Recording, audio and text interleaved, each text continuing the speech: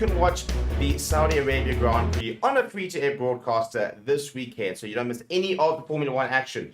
We saw a pretty electrifying start in the first race with Max Verstappen obviously already demonstrating how dominant he could potentially be this season, but a very big surprise pole for Fernando Alonso, and I think that Aston Martin's going to be quite a lot of fun to monitor this season. And the biggest thing is you don't want to miss any of the action, so this is how you can watch. Now, it is being shown on a free-to-air broadcaster called ORF, which is on an Austrian broadcaster, which means if you are in Austria, then you can watch it without any issues. However, if you are not in Austria, then you can't watch it, but yet you can. And we're going to be using something called a VPN, which is a virtual private network, to be able to watch all the action this weekend. And basically what you're going to do is you're going to download ExpressVPN. All the links for everything you need are in the description. There's literally a step-by-step guide on what you need to do to be able to watch all the action. So first things first, you're going to download ExpressVPN and you're going to install it. And when you pop it up, it's going to look something like this. So right now I'm connected to an Austrian server. So on the bottom right hand side there, you can see these are there's three little dots over here. When you click over those, they bring up a little bar which has all the different locations, stuff like that. You see like that, there it is. And you can scroll down and you can go to all locations over here. You can go to filter by all the various continents, and you can go and find the right one. So we're going to connect to Austria. So because I'm connected right now, I can now currently watch ORF TV, which is an Austrian free broadcaster. And as you can see over here, this is it already in the program. This is it being scheduled on Sunday, being shown on the channel itself. And then what you're going to do is you're going to go to the channel, which is over here. Now, unfortunately, it doesn't pick up the actual video, but it is currently playing. So if I unmute, for example, you can hear what's going on over here. There's currently a bit of skiing happening. But what happens over here is if, for example, I'm just going to mute that for a bit. If we then turn off our VPN, and we're going to then refresh the page. So we've now turned off the VPN, and you can see it's already not working. It's already stopped working, basically. And if we then refresh the page, you can see there it says it's not available in this region. So basically, to be able to disable that, you just have to reconnect to Austria within your VPN, and you'll be able to watch all the action live this weekend. If you have any questions, let me know in the comments below. But as I said, this is there's a step-by-step description or step-by-step guide in the description, so you should be absolutely fine.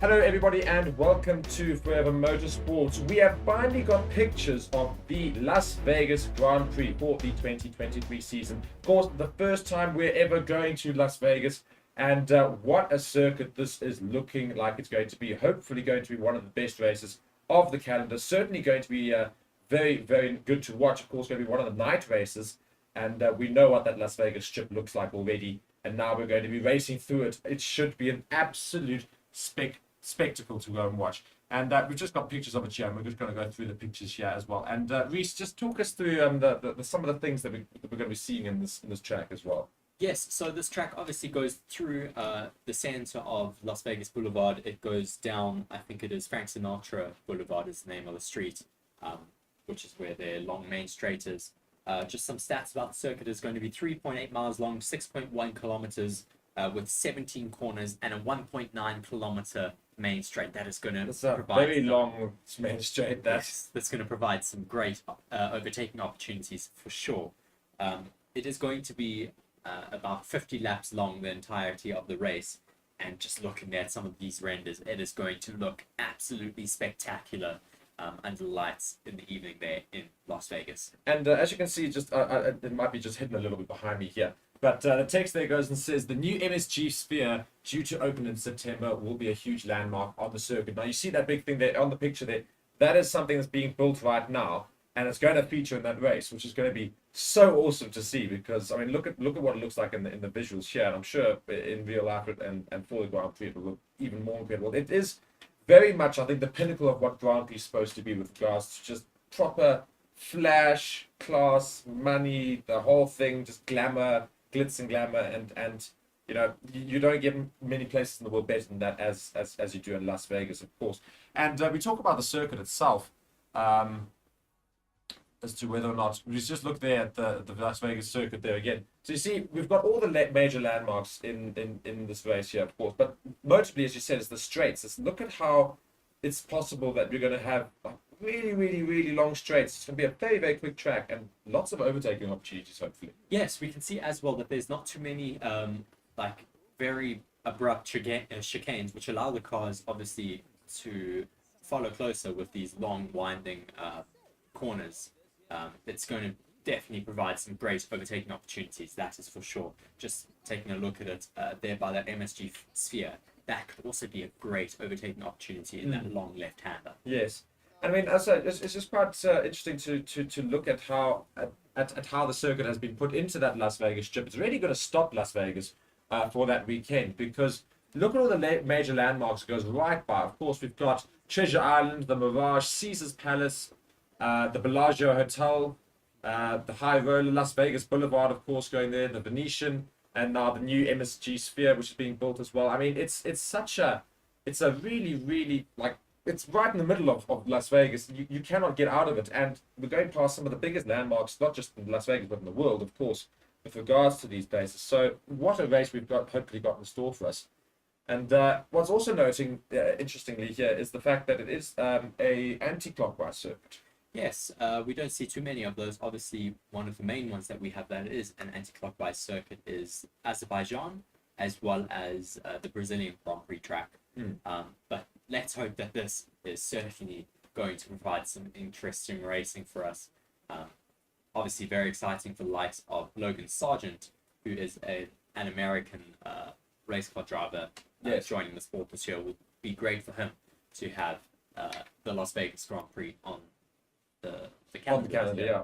And I mean, we're now obviously increasing due to Drive to Survive. We obviously got a lot more American races. We've got Miami Circuit was joined last year in the last season. We've of course already got Circuit of the Americas, and now we've got Las Vegas joining that trio now. I mean, it's hopefully this is a better start than it was. I mean, Miami's actual racetrack was quite good. I think everybody quite enjoyed the racetrack. The problem that they had with it was how fake it was. Yes. In terms of having some really, really poor showings in terms of their yachting. What do we call it? The marina. Yeah. Yes. Unfortunately, there's only so much you can do in a car park or parking lot. So, I mean, they definitely tried to make it the spectacle that Formula One has. But let's see what this Las Vegas Grand Prix can give to us. For sure, it is going to be one of the most spectacular tracks and spectacular races of the season. Yeah, so that's the Las Vegas Grand Prix. Of course, later in the season, quite a bit to go until then, but the first pictures, of course, released, and we did show you them there. Very, very keen to see how that Grand Prix goes. So, guys, thank you very much. It's been Reese. I've been Mark, and you've been watching Forever Motorsports. We hope to see you soon. Goodbye.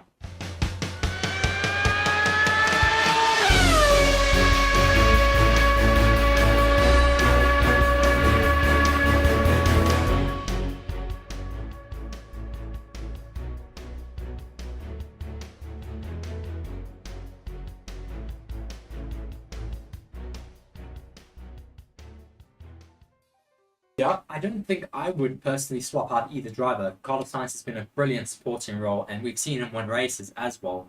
I think if you had to bring Lewis Hamilton into that team, it would certainly mess with the dynamic of the number one and number two driver.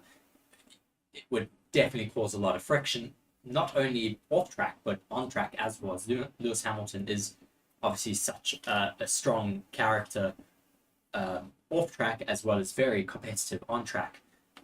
So it would definitely stir the pot quite a lot there for Ferrari, which I don't think they necessarily need right now. Yes. And we talk about Ferrari, we carry on. We say, why have a student completely convinced Ferrari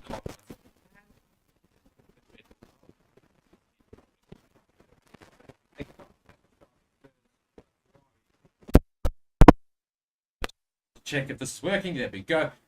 Just looking at that Ferrari, of course, Charles Leclerc had a bit of a problem there, not able to in that race.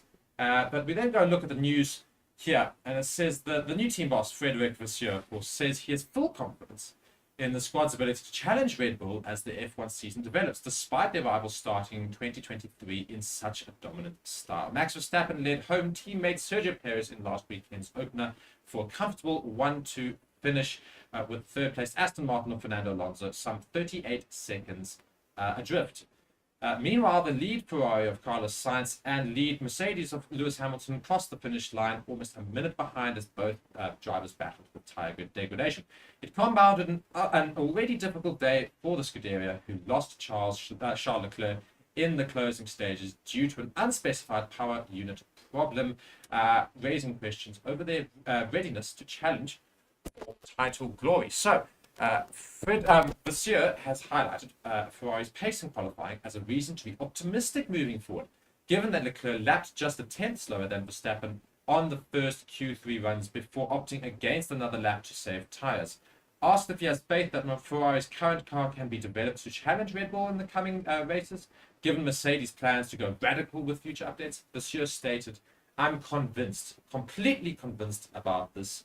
I never saw a car able to match the pace of another one in quali and not be able to be in that race. It's a matter of setup and some choices on the car. It's not a matter of concept at all." I mean, that's a huge thing. Well, no, of course, we've seen that Ferrari is so dominant. I don't think there's anything wrong with the concept fundamentally. I think it's just, as Vasseur says, some setup changes.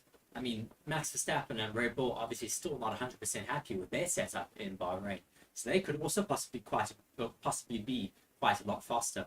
But I think if Ferrari, Carlos Sainz, that car into the sweet spot, they could also be extremely competitive.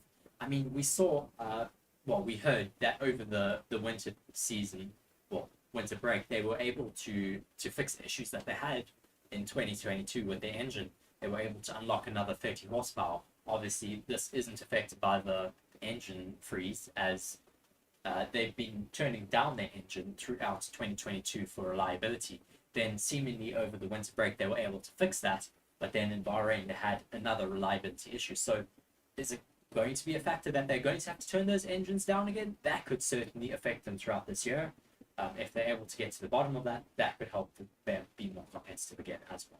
I just want to finish up looking a little bit at this article here. And it says, Vasseur also pointed to 2023 being the longest campaign in F1 history, with 22 more races still to come between now and the season finale in Abu Dhabi in November. He is, though, naturally keen to understand their performances and reliability issues as quickly as possible, in a similar vein to Red Bull when they encountered technical woes early last year. Start with a DNF, and I would have preferred to finish like Red Bull for sure, he said. He joined Ferrari from midfield runners Alfa Romeo over the winter. But now I want to stay consistent in my position. I told the team before the test in Bahrain 2 weeks ago that the championship won't be over in Bahrain. Doesn't matter the result in any case. It was true for the winter test, and it's true for the first race. The most important thing now is to be able to have a clear picture of the situation, where we are failing, do a proper analysis of this, and to come back stronger as soon as possible. So, Ferrari, of course, sit currently fourth behind Aston Martin, Mercedes, and Red Bull. So, another thing I'd like to talk about when it comes to Ferrari is if you look at last season as an indicator for possibly, which you can't really, but nonetheless, I'm going to do it. I'm going to speculate. I'm going to say Ferrari last season started very well. They were leading Red Bull quite convincingly in those first opening few races, and then dropped off. That's when the reliability issues started hitting a lot more and things. Whereas Red Bull started poorly, of course, 2 DNFs in the same race, and they quickly tried to fix their reliability issues and then went back into it. Do you think Ferrari could do the same thing? I certainly, not think, I know Ferrari are going to fight it out throughout the entirety of the season. They are not going to give up after the first race, as Vasseur has said. I mean, it's only the first race. Sure, you've had a little bit of a reliability issue. Same as last year, Max Verstappen was out in the first race, went on to take the World Championship. Obviously, you can't correlate last season with this season. It's completely different. I mean, but one of the most interesting aspects is that, of course, Red Bull are not able to develop their car as much this year. They may have gotten off to a very good start, but the other teams are able to catch up a lot easier through development this year. And of course, now that everybody's seen that Red Bull in that first race, they're going to look to the things that it did right, and they're going to look at Aston Martin as well and say, well, what did you do right? Because you're in a similar budget to us as well. And they're going to look at that and say, hey, that's what we're going to do. And hopefully what we will see is some more competitive racing as the season carries on. I do think a lot of people are making assumptions about the season very early, including us, let's be honest. Yeah, but everyone does. but of course, we've got the longest season coming for forever. We've never had such a long season in the F1. 22 races still to go, not just one. 22 races still to go. Lots and lots can happen in that time. And hopefully what we see is Mercedes fix somehow. They create drastic fix. They said they're going to do drastic things. Hopefully they do. Ferrari will hopefully fix reliability issues and maybe try and improve on the track in terms of the tire degradation problems they had. And we'll see Aston Martin maybe even still improving and challenging even Red Bull right at the top. It could really turn into one hell of a season to watch. Yes, for sure. And I mean, obviously, we have the Saudi Grand Prix this weekend. Very exciting. If you are able to, please do join us in all of our live streams. We will be going live for every session, including practice 1, 2, 3, qualifying, and the race on Sunday. But just back to you now, Mark. Who do you think will be competitive out in Saudi on Saturday and Sunday? Well, I think it will likely be another Red Bull 1-2. Let's be honest, Red Bull had no issues whatsoever in Bahrain. There was not a single thing they were concerned about. Bahrain was as perfect as you could possibly ask. The only thing they have to get through is basically the start of the race. If they can avoid any collisions, I back Red Bull to get another 1-2. But it's be interesting to see how much closer the race is, of course, because it's a much more challenging track than Bahrain. It's a lot more twisty. It's a lot more narrow in some sections as well. It's quite a difficult track in comparison. So we look at the other teams and we think, well, let's see what Ferrari and what Aston Martin can do in that track. I don't think it's way too soon for Mercedes to rapidly turn that around, but hopefully Mercedes can somewhat, get some good testing done essentially this weekend with regards to how they can change their car. So I'm saying Red Bull 1-2 and Fernando Alonso in 3 again. I reckon that'll be the same thing again, but I reckon both Ferraris will be in 4 and 5. Yes, well, I think we'll just have to wait and see what happens, obviously, this weekend. Obviously, practice 1 will be a good indicator. Obviously not for Mercedes, as they will probably be doing some testing. We should see a lot of aero being tested on that Mercedes, not only in practice 1, probably in practice 2 and practice 3. But it should certainly be a very exciting weekend to watch. Saudi Arabian Grand Prix, obviously such a great race. We saw last year how close some of those cars were able to race. So hopefully we will be seeing the Ferraris and Mercedes, or Ferrari and Red Bulls, and possibly those Aston Martins all fighting it out for P1.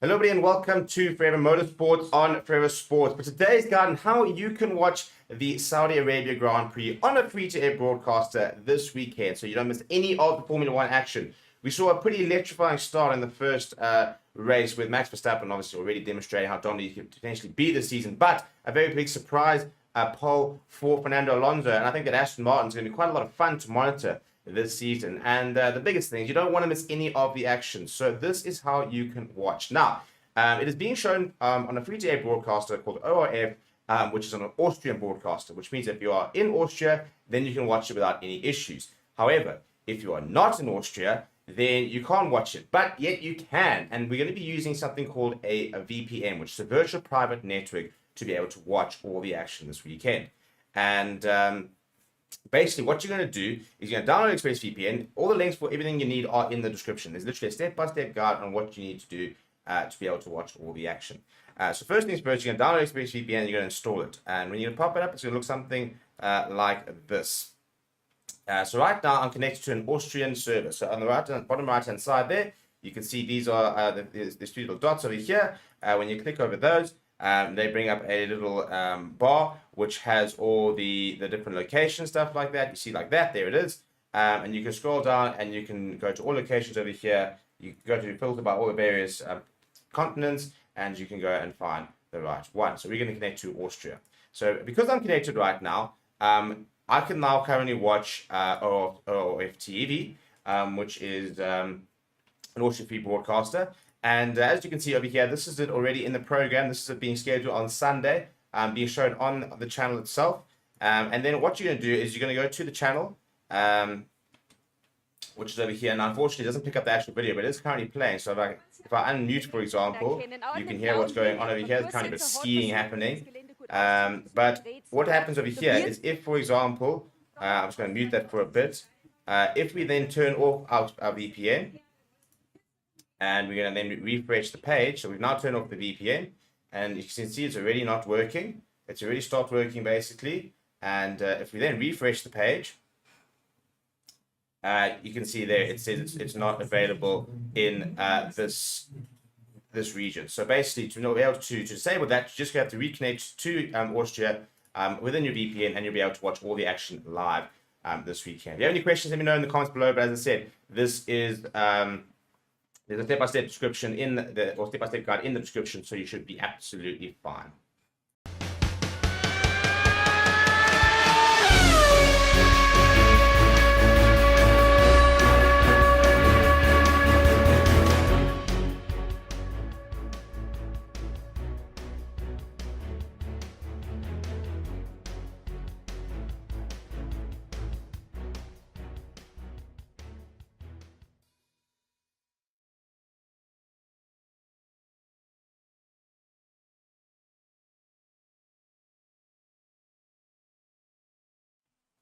Hello everybody and welcome to Forever Motorsports on Forever Sports. It is the preview for the Saudi Arabia Grand Prix, the second Grand Prix of the 2023 season. And of course, lots to talk about in terms of what we saw in Bahrain and what we could hopefully expect in Saudi Arabia. Lots of news has happened since Bahrain, of course, and lots of talk about what teams are going to be doing coming into the weekend.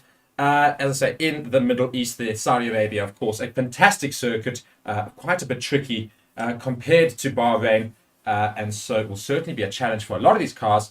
And hopefully, we shall see some different results compared to last time. I think it was very Red Bull orientated and dominated, which was very good for all Red Bull fans. But the rest of us, I think, the rest of us, in terms of the entire world, we're also looking at us thinking hopefully other teams can sort of just improve immeasurably, because otherwise, we are just going to run away with Red Bull. So, one of the big talking points, of course, since the last Grand Prix is that of Mercedes. Yes, obviously Mercedes publishing that letter saying that they obviously are apologizing for the first race of the Grand Prix of the season, saying they are not starting where they would once be starting. Yeah, really interesting to see Mercedes straight away from that first race, pretty much almost admitting defeat, really. I know, pretty much admitting defeat before the season's even begun. And of course, the other interesting thing is that of Aston Martin's using the same engine as Mercedes, and yet they're doing a hell of a lot better than Mercedes. So for a team that's obviously a lot less funded and got far fewer resources than the likes of Mercedes, you do have to really wonder as to how they've managed to mess up so badly. Well, yes, of course, you can't downplay Aston Martin. They've had a lot of backing from Lawrence Stroll, who's put a lot of money into that team. They've got a new wind tunnel coming online very soon. They've got a new factory as well that's coming online very soon. Definitely putting a lot into that team for the future. But yes, they've just had such a cracking start to the season. I mean, just doing so well in Bahrain. But yes, I think Mercedes are going to be very disappointed to have been beaten by a customer team, which is certainly not what we would be expecting in 2023. Not at all. And we see here, there's an article here, and we go into it here from Hamilton. It says, "I will win again." Hamilton says he maintains 100% belief in Mercedes as 7-time champ vows to fight back with the team, notably. Of course, a couple of rumours started up, and obviously not really taking them all too seriously, but basically about him possibly leaving Mercedes due to them not being very competitive. Nonetheless, we have an article from Lewis Hamilton saying he does pledge his commitment to Mercedes amid their ongoing performance struggles, describing the squad as his family and stressing that he doesn't plan to go anywhere else in search of success. So, yes. Big statement, of course. Yes, well, Lewis has been with Mercedes for quite a couple of years now, so of course he's going to be very close with the team as well as a lot of the integral team members. So he's certainly made himself very comfortable there. He doesn't want to have to move on to a new team. If he can get that car working again, he'll be very happy to stay. But if they are not able to produce a race-winning car, he will, of course, start looking elsewhere, as he has the right to do. He's a 7-time world champion. And the likes of George Russell, we think about George Russell now, he's arrived in this team thinking he's going to be a big shot, of course, and now Mercedes have really, delved lower than the likes of Ferrari and Aston Martin, and are hanging on to that fourth spot right now. You talk about the big three, and they're not even currently in it. They fully concede that, as with their letter. They concede they're not even in the big three. So, George Russell's having gone there. I mean, what does he now do?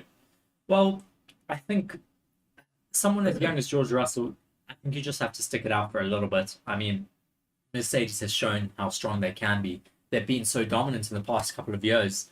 I don't think you can necessarily write them off so quickly. I think certainly they will get to the bottom of it. Hopefully this year. If not, then next year they have to make a complete design change, of course.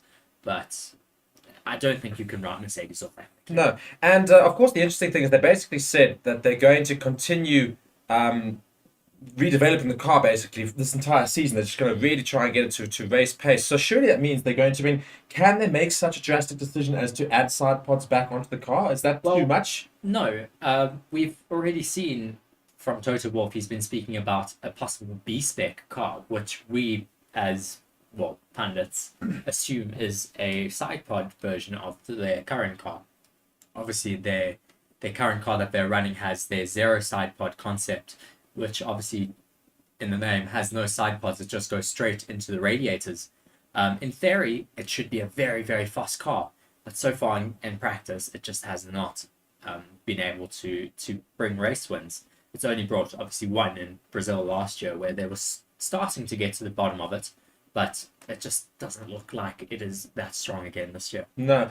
And, we carry on with this article with regards to Hamilton. We talk about Hamilton having been an interesting topic, of course. And we carries on here. It says, Hamilton is in his final year of his current Mercedes deal and has faced frustration at the season opening Bahrain Grand Prix, when the team found themselves fourth best behind Red Bull, Ferrari and Aston Martin. After the race, Hamilton told the BBC's Checkered Flag podcast that Mercedes didn't listen to him regarding the development of their 2023 car, which retained a unique zero side pod design, while plenty of rivals moved towards the Red Bull concept. Of course, that's keeping the side pods. And when asked about those comments, said if he determines to remain with Mercedes and get back to winning ways, Hamilton admitted, in hindsight, I think looking back, it wasn't necessarily the best choice of words. But, of course, there are times when you're not in agreement with certain team members. What's important is that we continue to communicate, we continue to pull together. So, again, another interesting point that we talked about is the fact that Hamilton clearly didn't seem to be all too keen on the zero side pods idea. No, I think he would have been against it fairly quickly. In 2022, he would have been very vocal about the fact that the team has gone in one direction quite radically compared to everyone else on the grid. Every single other car on that grid has side pods, and they're the only team without them, and it's not working. No. So, and, of course, Hamilton's going to be critical of it. Yeah, but as I say, still saying that he's gutsy and he's holding on to his team, and that he does firmly believe in working on the car. As he continues here, he says, I still have 100% belief in this team. It is my family, and I've been here a long time, so I don't plan on going anywhere else. But we all need a kick. We all need to get on. The proof is in the pudding. We've seen when the performances, where the performances, and how people are extracting the performance. We've got to now start making some bold decisions, some big moves in order to close the gap to these guys. Of course, then referring to Red Bull and their dominant 1-2 result in the season opener, Hamilton continued. Otherwise, they're going to, they will run away with it most likely this year, unless Ferrari can probably stop them. We'll wait and see. But as I said, hopefully at some point during the year, we're hopeful we might be able to close the gap. At some point, it will probably be too late in terms of fighting for a championship, but we can still turn some heads, hopefully. So lots of work for Mercedes to do, and basically conceding to the fact that they're not only worse than Red Bull, but that of Ferrari, and quite possibly even Aston Martin. Yes, well, before the season started, I predicted that there might be a bit of a shuffle up if they didn't change that concept of the car. I said that possibly Aston Martin might kick them out of the top three, and so far they have. Certainly very disappointing to see that Mercedes is not able to bring the fight to those top three teams. But let's see what happens. It's a very long season, 23 races in total. Only one race down still another 22 to go, so you never know what can happen. No. And of course, then we talk about Aston Martin. It says, why am Aston Martin riding a high into Saudi Arabia and how they can keep that momentum up? Of course, then we've got Fernando Alonso smiling because he is as chuffed as a bunny at the moment to be with Aston Martin. Of course, leaving Alpine last year and coming into this Aston Martin team, he's basically joined one of the best teams on the grid automatically, and he didn't even necessarily recognize it. And he must be as chuffed as anything right now. Yes, for sure. I mean, he's certainly taken over the reins from Sebastian Vettel. I mean, he's just landed his bum in the butter, really. He's landed himself into a possibly championship fighting team. I mean, it's certainly sad to think about what would have happened if Sebastian did stay in that team. I mean, could you imagine a Sebastian Fernando lineup? Obviously, you can't get rid of Lance Stroll. His dad owns the team. No, we get rid of him. Well, but I mean, so you talk about Aston Martin having, possibly would have had Vettel and Alonso. I mean, it's there's so many memes in the last week basically saying Vettel seeing Fernando Alonso get to enjoy this Aston Martin, which is so brilliant basically compared to their previous cars.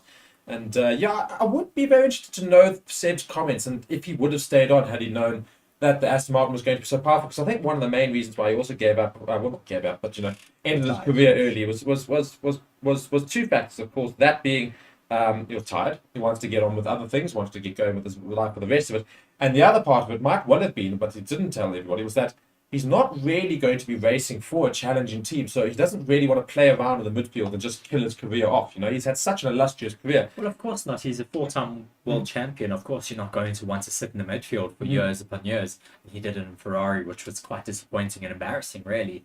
Not too much on his side, but Ferrari really did not do very well with him, as well as they did not have many good decisions, unfortunately. And on the flip side to that, then you have Alonso now, who's obviously taken the reins from Vettel, and he's basically said, well, I was fighting midfield for a few years, but now I'm back, and quite possibly, certainly putting his hand up as being the best driver on the grid, just in terms of his sheer experience. And you saw it in the Bahrain Grand Prix, how experienced and how insane some of those overtakes were. That overtake on Carlos Sainz was brilliant. I mean, one of the most difficult turns in the whole circuit, and he takes him there. It was insane.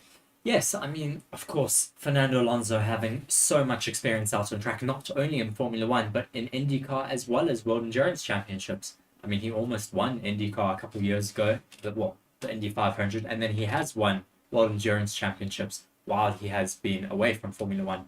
And then coming back into Formula One at, I think it was just, he's in his 40s, and still being able to fight with the youngsters. I mean, just shows how strong he is, not only mentally, but still physically at, I think, 45? No, 41. 41, Not quite as old as that. But yes, we read this article, as we said, talk about how dominant Aston Martin have been. And Aston Martin are doing their best to keep their feet planted to the ground after an impressive podium in the season opener. But there's a growing belief outside the team that the green cars will cause quite a stir consistently this year. When billionaire Lance Stroll entered Formula One and rebranded Racing Point as Aston Martin, he had one goal: to make the operation consistent World Championship contenders.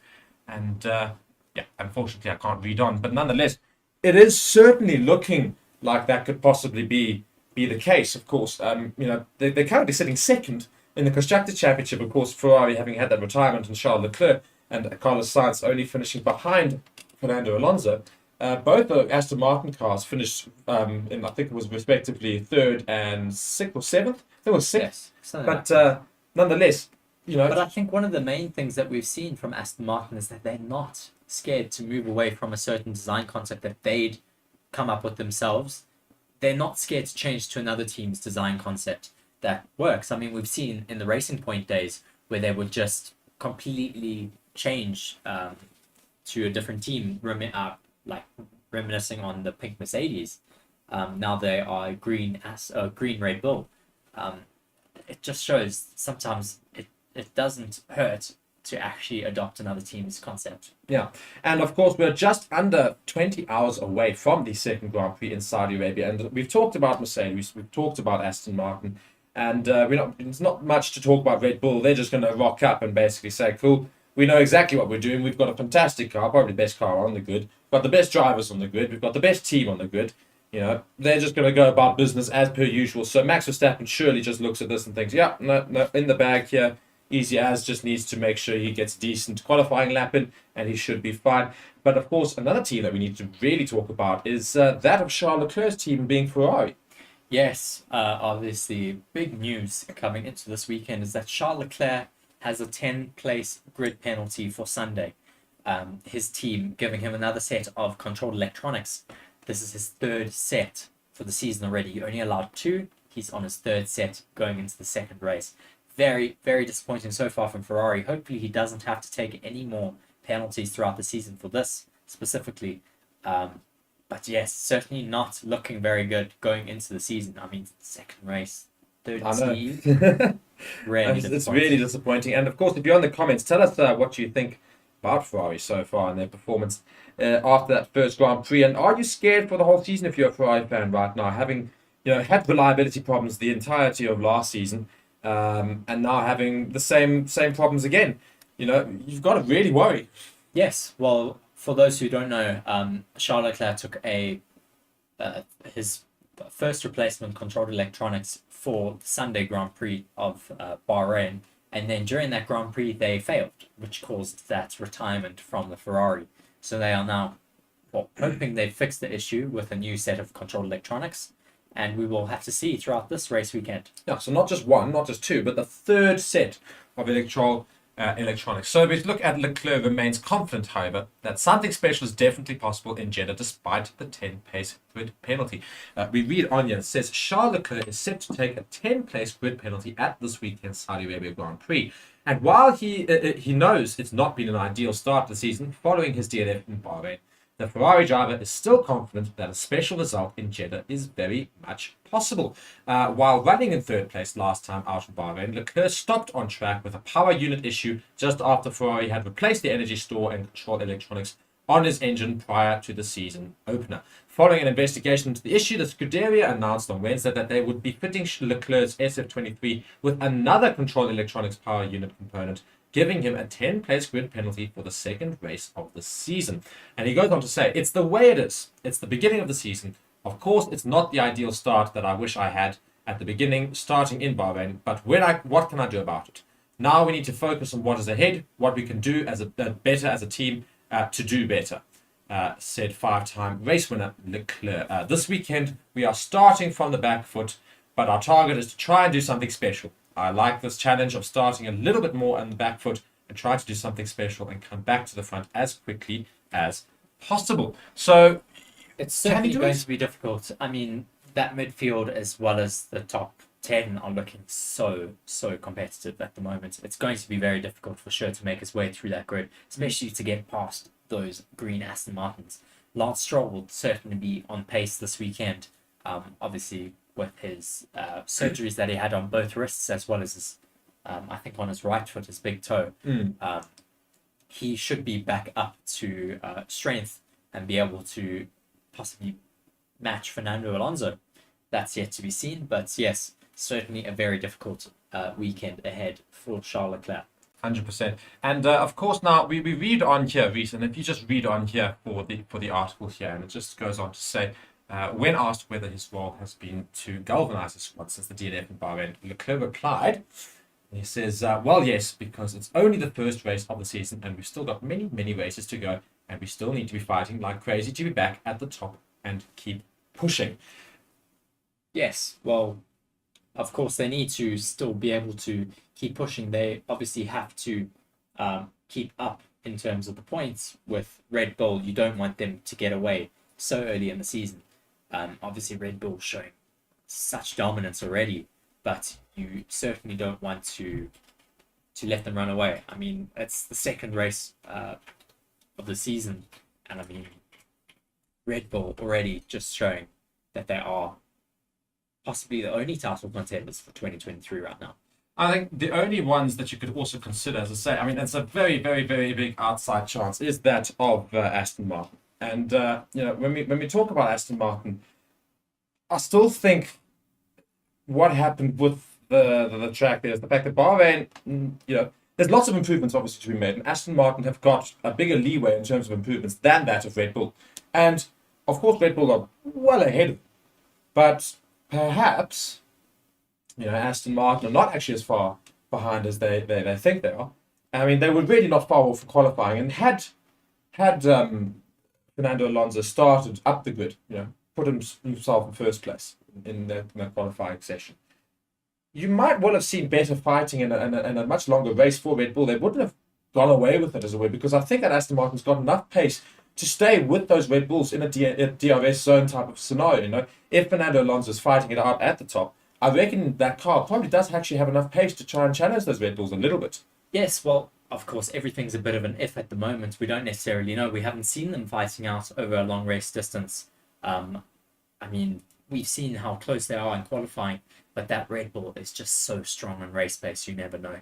I don't think that the Aston Martin is necessarily as strong in race pace. I mean, you have to think that they have adopted Red Bull's 22-step car. Red Bull have then evolved that to 2023. Of course, it's going to be a little bit stronger, but of course, Aston Martin are able to develop that car now over the rest of the season, where Red Bull don't have a lot of leeway with regards to that. That's the problem, for not just coming first, but of course having those penalties due to those infringements they had with the FIA. So we also look at this, and as long as Aston Martin stay within touching distance of the Red Bulls, which at the moment they're doing, of course they're only one race in, but if they can do it again this weekend, they can develop a lot more than Red Bull can this season, and perhaps they can get really, really close to challenging them, which would be really fun. And of course, hopefully, Ferrari can be the other team. Charles Leclerc goes and says he wants to do something special this weekend, and Carlos Sainz, of course, managed to get in a half-decent result for Ferrari in the Bahrain Grand Prix. But if Ferrari can hopefully fix the issue they had there with regards to Charles Leclerc's electronics unit, and Carlos Sainz doesn't have an issue with it either, because it's only in Charles Leclerc's car that showed problems. So it's interesting that Carlos Sainz is yet to show problems with regards to that unit. We'll be seeing this weekend as to whether or not that causes problems. But only Charles Leclerc had those issues, and if they can fix those issues, Charles Leclerc's Ferrari did not look particularly slow. No, I mean, it was fast. It's certainly still not fast enough to match the race pace of those Red Bulls. I think the biggest thing that they will be working on this weekend is just trying to get to the bottom of their tyre degradation. Obviously, over the race last week, well, not last week, the week before, we saw how Red Bull were just so good on their tyre degradation. They were able to look after those tyres till later in the race, whereas Ferrari just ate up those tyres so quickly, which meant they had to really drop back in pace a bit to be able to conserve them. This is where you want to try and close the gap quite a lot. It's mostly in setup change, but obviously there's lots of little things that you can do to try and make your tyre degradation a little bit better. And of course, this is not Saudi Arabia. It's different to Bahrain. There's no doubt about it. It's a different track. The way in which the tyre degradation works on this track will be quite a bit different to Bahrain, most likely. And so it depends on how the teams can manage it there, and which tyres they use, of course. So, if the tyre degradation issue falls away in this race, then it puts them right up there, hopefully, alongside the likes of Red Bull.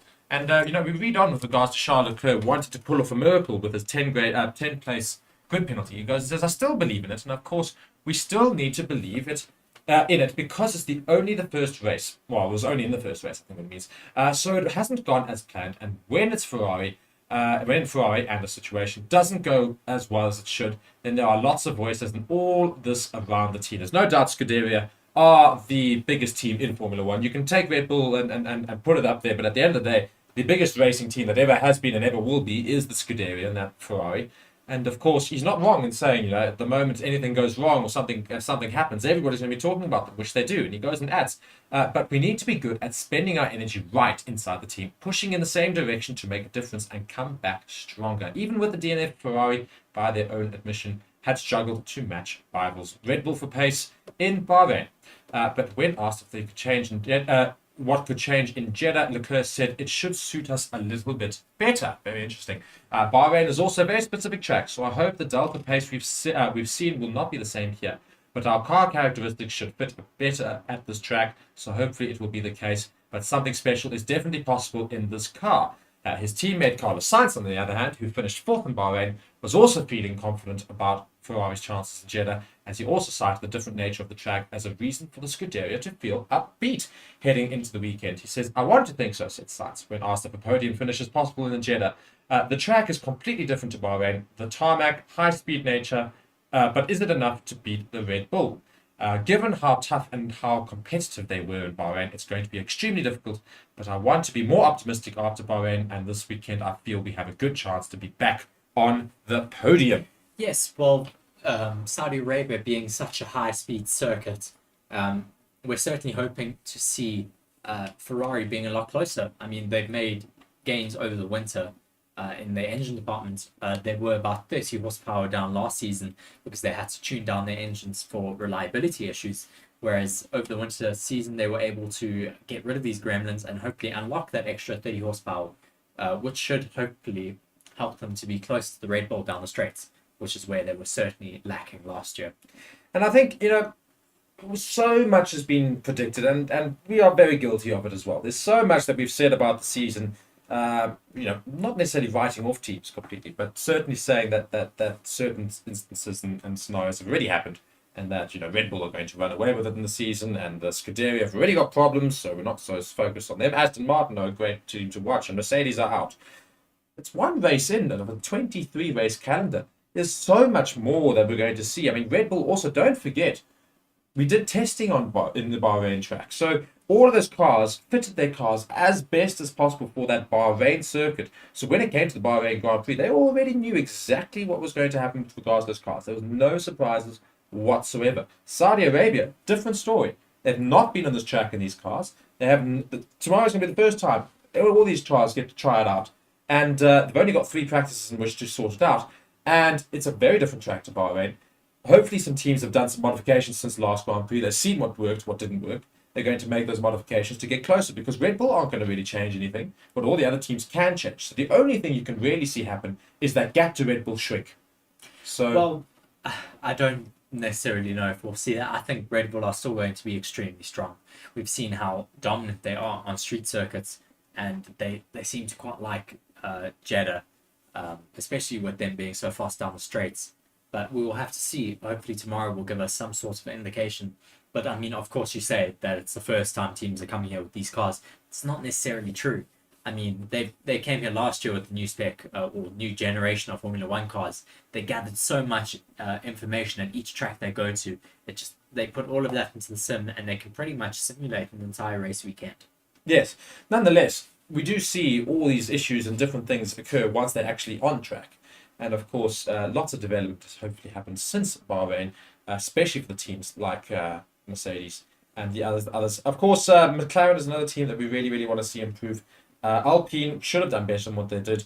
Alfa Romeo, they're there and thereabouts. William had a decent improvement inside the race itself. AlphaTauri is there and thereabouts as well. There's not much to talk about in terms of those teams. We do look at our big 4 teams now, essentially, and we do watch them with keen eyes, and we are so interested to see what happens this weekend. And of course, lots and lots can happen. We're not even making any predictions necessarily, other than the fact that I think Red Bull will still walk away with it this weekend. But I'm hoping to see some teams get closer. Maybe something big happens in the opening corners. Maybe Verstappen comes under pressure, crashes out or something. Something can happen. We don't know. Very keen, of course, for the Saudi Arabia Grand Prix, but starts in just under 19.5 hours until the first practice session tomorrow in Saudi Arabia. So keen to see them. And of course, you can stream it and watch it along with us on Forever Sports, on Forever Motorsports as well. We and Reese will be there for most of the sessions, and of course, you can feel free to comment, participate, ask us questions, and be sure to subscribe to the channel and like the videos, of course, so that you can get more and more content. On Forever Sports, of course, we share so much Formula One content. We keep you in the loop as best we can.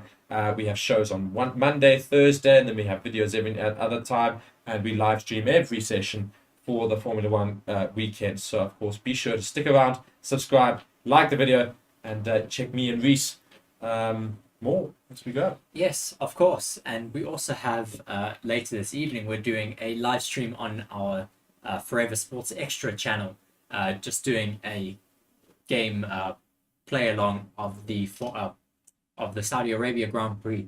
There should be about, I think it's about 7 or 8 of us going to be racing around Saudi Arabia Grand Prix. It's sure to be very, very good fun, a good laugh. We will be doing it live on the Forever Sports Extra channel. That's our other channel there, one of our partner channels.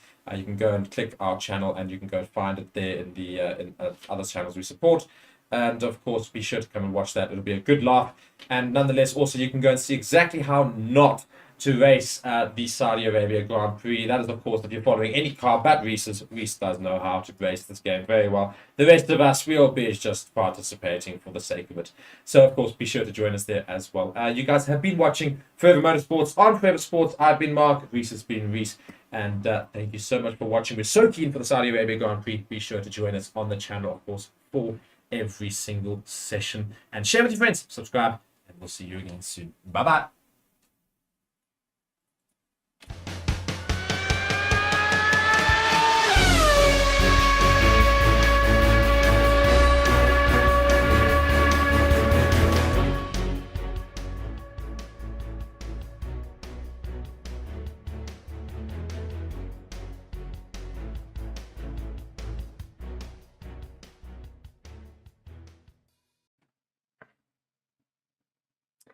And we are live. Good evening, everybody. Hello and welcome to the Saudi Arabia Grand Prix. I am your host, Stevie P, and your commentator for tonight's action. And coming up in the next hour, the Forever Sports team, be taking on the circuit in Jeddah for the Saudi Arabian Grand Prix, which obviously all the action gets underway tomorrow in Saudi Arabia. And first practice and first two practice sessions tomorrow, practice 3, qualifying on Saturday, the Grand Prix on Sunday. But the main event, what we're all really here to do, is to watch the Forever Sports team try and take on this street circuit, and it should be pretty entertaining. But basically, I will be taking you through all the action. But before we do that, let's have a look at sort of how standings are at the moment, because we did do the Bahrain Grand Prix, and right now, as things stand after week 1, we've got Reese in the first place. He took the first win of the season. We then had Mark in second place. The N3 rappers, so known as Narupas, coming in third there. Lord Farquaad with 2 points. Jimmy Boy with 1. Newbies into the stream tonight and into the season. We do welcome Reza Snowman and Silver Beef. So they will be making their debuts tonight. Without any sort of further ado, they're currently out there having qualifying, so that should be quite entertaining. But basically, I want you guys to jump in the comments. I want you guys to let us know where you're watching from, who your favorite team is, who you're supporting. Let's get behind some drivers. As I said, Reece Stedman is the man to watch out for tonight. Just absolutely cleaned up in the last race. In fact, he was actually just toying with this with everybody else during that session. So he'll be looking to try and make it 2 races from 2, 2 wins rather from 2. And I think for me, it's probably gonna be more entertaining to see how the newbies go, and really sort of gauge where they're gonna be at, and how quickly they can grasp things out in the track there, because it's a very difficult track even when the best do it. And I can assure you right now, what you will be seeing in the next hour are far from the best. So it's going to be fun, though. It's going to be fun. At the end of the day, that's the main thing. And so sit back, relax, and enjoy what should be quite a fun stream here as we head into all the action. Obviously, we'll be covering all the action, by the way, live over the weekend. So make sure you go check that all out. That will all be on Forever Sports, as opposed to Forever Sports Extra. So all the gaming kind of stuff like that we're doing at the moment, that is going to take place on Forever Sports Extra, but all the actual F1 coverage, stuff like that, that'll take place over on Forever Sports. So basically, you want to make sure you're subscribed to both so that you get all the action. In fact, you want to be subscribed to all our various channels. We've got Forever Rugby, we've got Forever Football, we've got Forever Cricket, we've got anything and everything you can think of. We've got. So go and make sure you subscribe to them so that you don't miss any of the moments and stuff like that. And just going to quickly share this on the VHP page.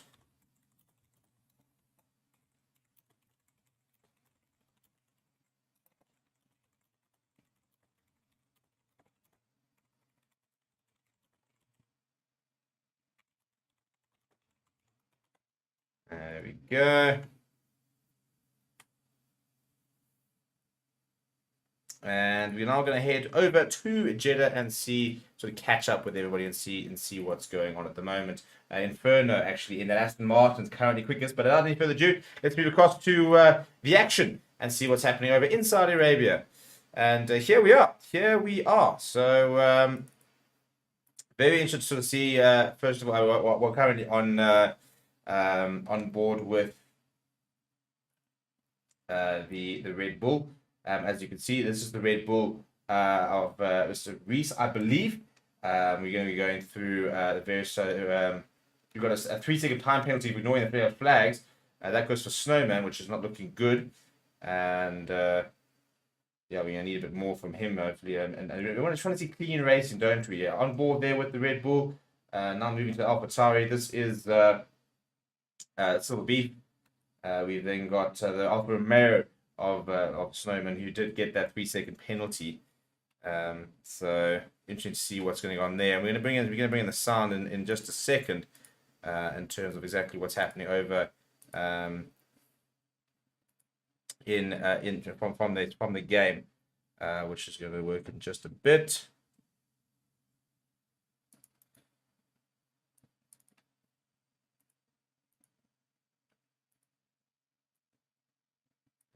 So just trying to get the sound going, but as you can sort of see already, a lot happening from a racing perspective. So we'll get the on track volume working in a little bit, and hopefully that'll sort of rectify itself out quite soon.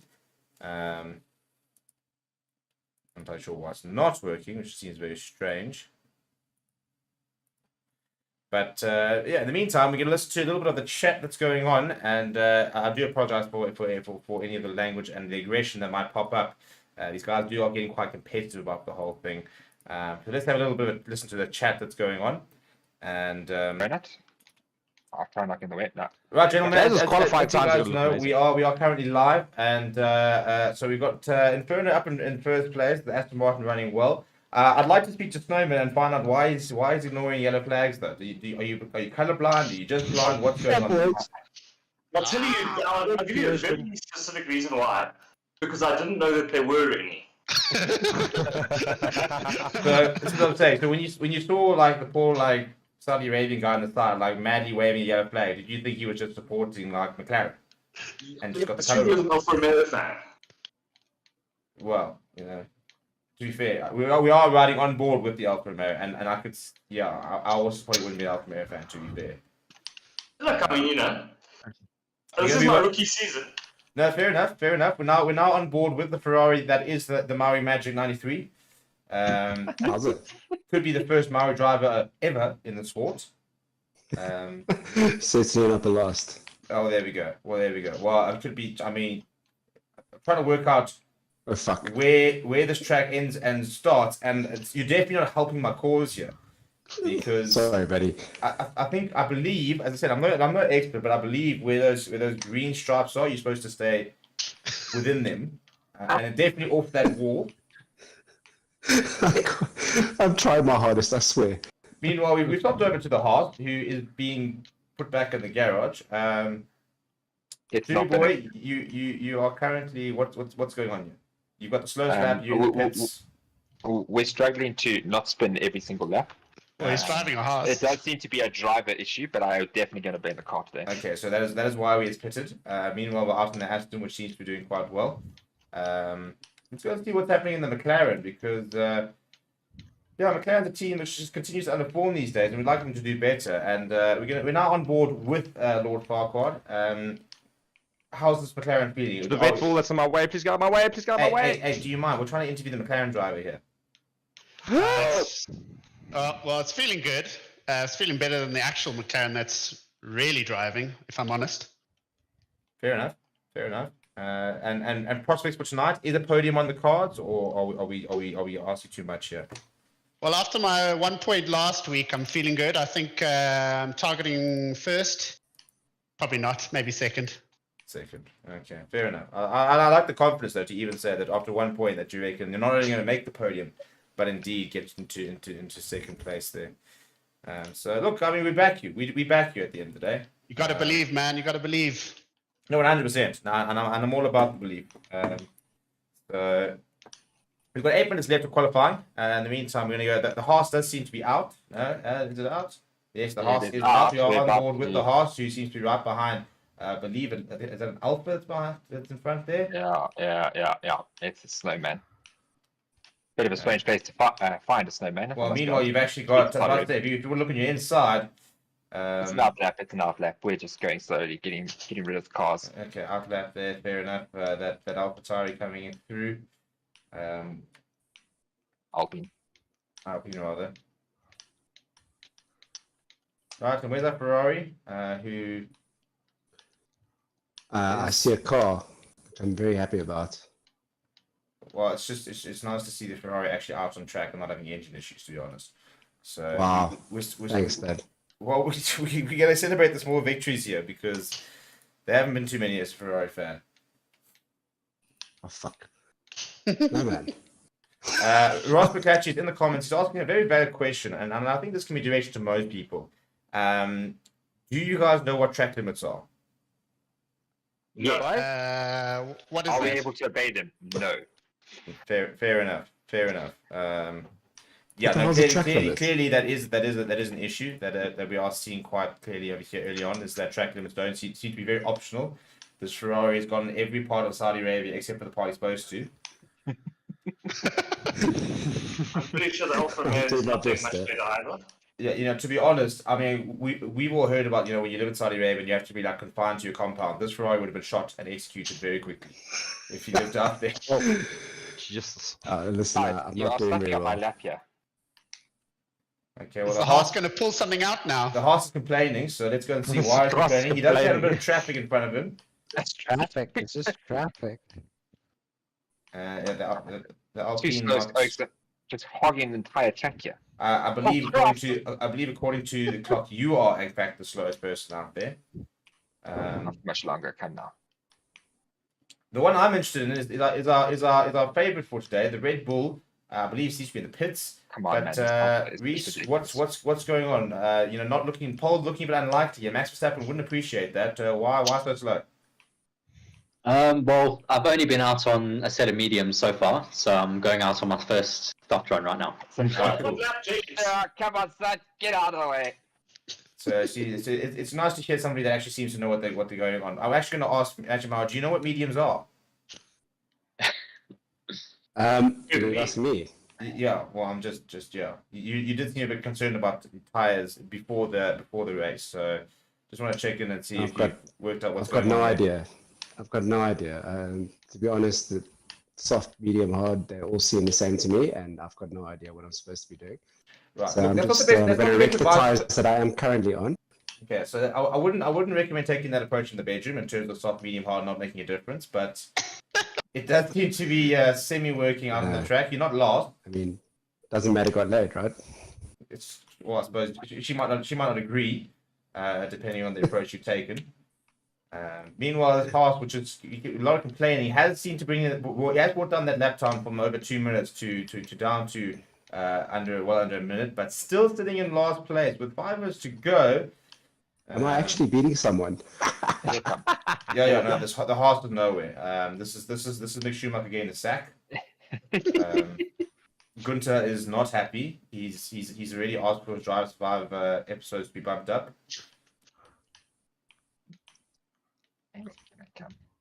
Oh, Whoa! what rubbish is this? What absolute nonsense! Surely that's not allowed. What happened? What Who happened? was that? There was a little accident. Somebody I just think that- drove me off the road. I think that was me. Yeah. Wow. Wow. That's very remarkably what James did to me just now.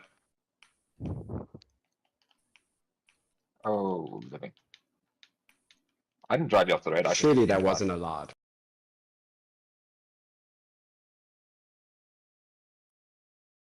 Right, so we're just going to take a bit of a break from the action there. And again, that's a reminder of our standing, stuff like that. We're going to try and get the audio issue sorted out with the cars during the race. We will have in-game audio. So just sort of sorting that out a little bit here. But yeah, in the meantime, as I said, we're looking at that early session. There's about 3 minutes left of that qualifying. So hopefully we will be able to get back to it. We will get back to it in the last couple of minutes to see who's going to end up finishing the fastest. So yeah, very much worth monitoring. And yeah, I think immediately we've seen Aston Martin looking pretty quick. We're looking at a straddling Haas, who's actually jumped up the leaderboard a little bit. The Ferrari down in last place, which is not where they'd like to be. So yeah, work to do from them.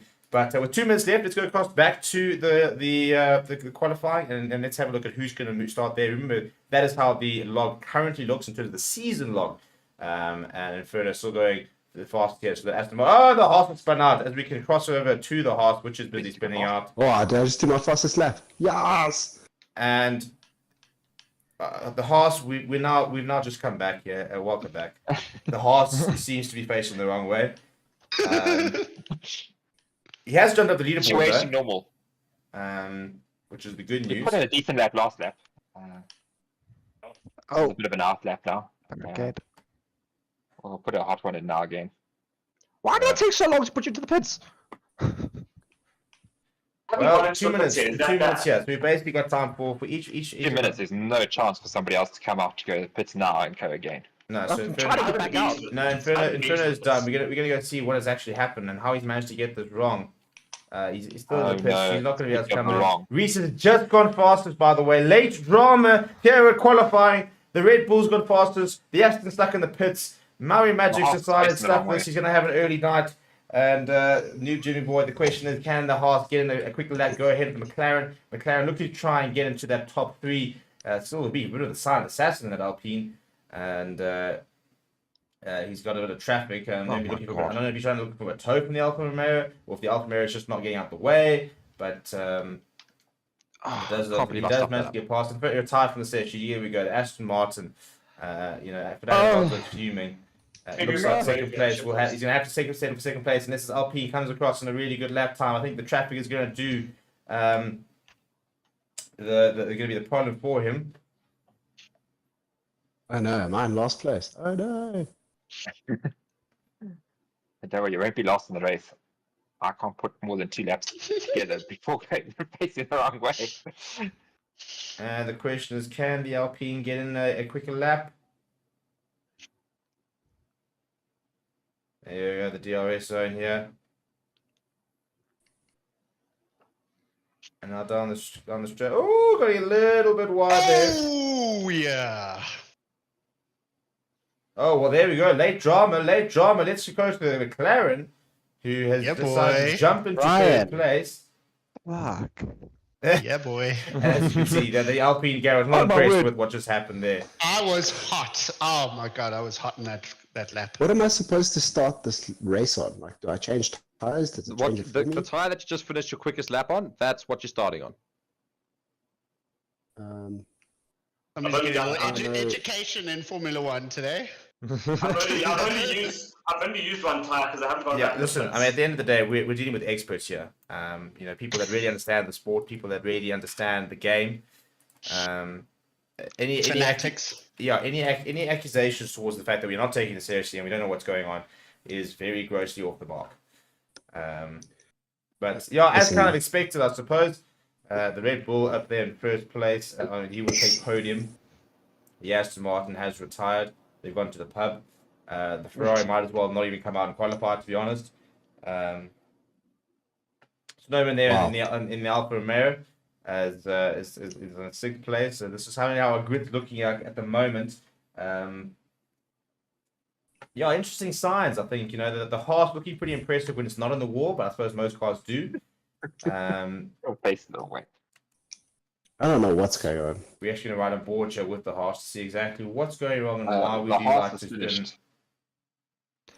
Plus, the Alfa Romeo is still going. There's only 2 cars on track at the moment, and that's the Alpine and the Alfa Romeo. I mean, are we supposed to The end Alfa our Romeo is... Is qualifying over? I thought qualifying was over. Oh, you got this last lap.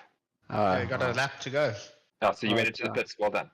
oh. So instead of putting the time in, you went into the pits. You didn't want it. You didn't want I it. think he was coasting the whole Right, last well there we lap go, anyway. people. We've got our grid. We've got our grid. So that's how things are going to look at as when we start on the race. Lights out and away we go, and all of that jazz. That'll be coming up very, very shortly. So don't go away. And yeah, again, chuck your predictions in the comments. Let us know who you're backing to get this job done when it comes to the race itself.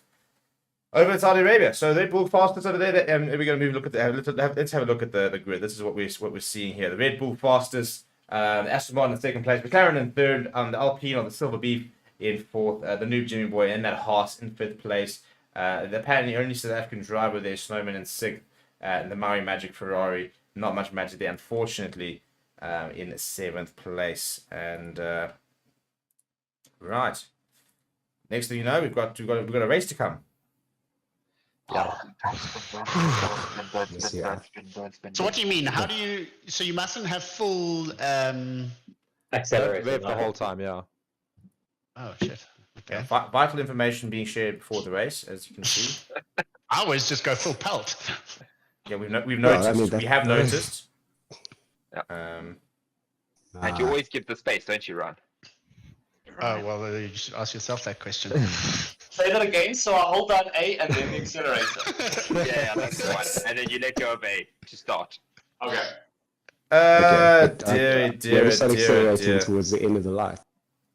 Race strategy, do you care? Yeah, that's deep. Oh my god, what does this even mean? Default strategy, alternate. What the actual? Don't bother. Don't bother. I don't have to go to the pits because I don't know where the pit lane is. Alright, well, there we go. So as you can hear, as you can see here, we are just seconds away from getting underway Could be here a in Saudi disaster. Arabia. People don't know where the pit lane is. People don't know how to start. But apart from that, we really are already at lights here we out and away go. we go. What the hell's optimal RPM? I mean, That was not an optimal start. yeah, no, lights out and away we go, people. And the Aston Martin's coming on the inside there. Look for the Alfa Romeo crossing through the Red Bull. And then Alfa Romeo, well, he's just put the Red Bull to the wall. And the Aston Martin's got away with it. I want to start at the moment. The Alfa Romeo, I'm not sure it's entirely legal, but it seems to be working for him. And the Aston Martin putting on the early lead here. So, as it stands right now, with Alfa Romeo in first, Snowman second, Reese in third, Silver in fourth, George Farquhar in fifth. Maui Matrix actually comes past the Haas, who is in seventh place. And I think we're going to go right on board now with the Red Bull and see what's going on there, because that seems to be the one that I think will be reining in that Alfa Romeo pretty quickly. This is, of course, our favourite for the day. So we're really backing. Coming on the inside there. He doesn't always get in the outside. Now he decides coming on the outside around the corner. The Alfa Romeo defending pretty well. The Red Bull, I mean, that's going to have to be investigated in terms of evading track limits there. I'm not sure that's going to be allowed. Read that! Meanwhile, we're hearing about a bit of beef between the Haas and the wall. I mean, no surprise there, really. Oh, goodness me. Why is it every single time we cross the Haas win the wall? You can't script it. You can't script My it. game is glitching. We're gonna move, now these things coming out about games glitching and stuff like that. We're now riding on board with the Alpine, who's also reining in the Alfa Romeo. That has been set by the Aston Martin. Yes, it's Farquhar. I think you went it to be. Yeah, lots of accusations currently going on about you were him like, going into you were you. like four lengths ahead of me, then you glitched to 1 length ahead of me. I don't know what's going on. Yeah, I'm glitching. Now, I mean, all the issues are coming out. The technology issues are coming out. But at the end of the day, chaps, you just need a race better. Young can be third. He is. Still trying to catch him down, but he's gone horribly wide there. Almost being a little bit too aggressive. Again, not sure that too many track limits are being obeyed right now. It does seem to be pretty optional to stay on the track. And Lord Farquhar has had a 3-second time penalty for multiple warnings. I feel like he can't really complain, can he? The Alfa Romeo then trying a very interesting tactic. I think he's trying to brake test the Alpines. So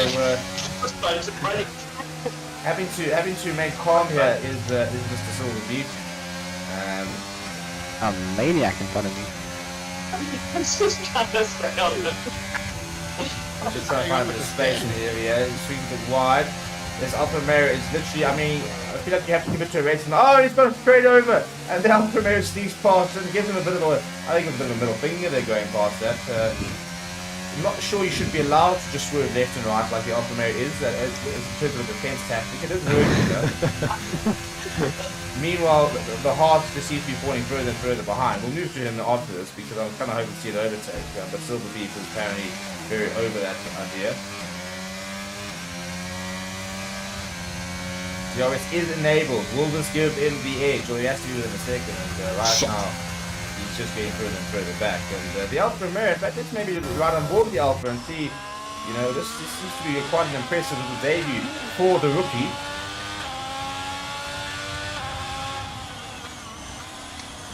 Concentration A little level high wide there. But I'll tell you what, in fact, seems to be opening a bit of a gap between himself and the Alpine. Let's go further down the grid to the McLaren, which has just had a 3-second penalty. That seems to be glitching a lot, which kind of sums up why McLaren is so rubbish. Yeah, it's... Oh my god, this is a disaster. Right, now on board with the Ferrari, who is taking the long way round. Every time we come on board, it stresses me the hell out. Man, it's good. Doesn't go under pressure, yeah. No, a couple of tickling the walls here. Right, now on board with the Red Bull. This was our race favourite coming in, the current leader in the championship. He used to try and rein that Aston Martin in, who's got himself to a very good lead so far. And that's going to go now back all the way back to the grid to see what's happening with this Heart. Who's having a nice time, you know, it's basically like a picnic for one. You know, it's you by yourself, there's nobody else around you. At the end of the day, it's not everybody's cup of tea, but if that's your only option, it's better than no picnic. You know, we've all seen that clip of, you know, as long as I'm involved type thing. Well, it's kind of a similar sort of thing, aren't you? A bit of a lonely pigeon, really. Ooh. But not taking almost half a racing line popping up here from the Haas. He's got a lot of work to do if he's to try and get up to that Ferrari. However, we are apparently going to overlap. There we go, the Alpine. Oh no, the Alfa Romeo says no. Bugger you, I'll put you in the wall trying to come on next to me. Definitely not legal, but I don't think the Alfa Romeo really cares, to be honest. And once again, that Alpine is behind him.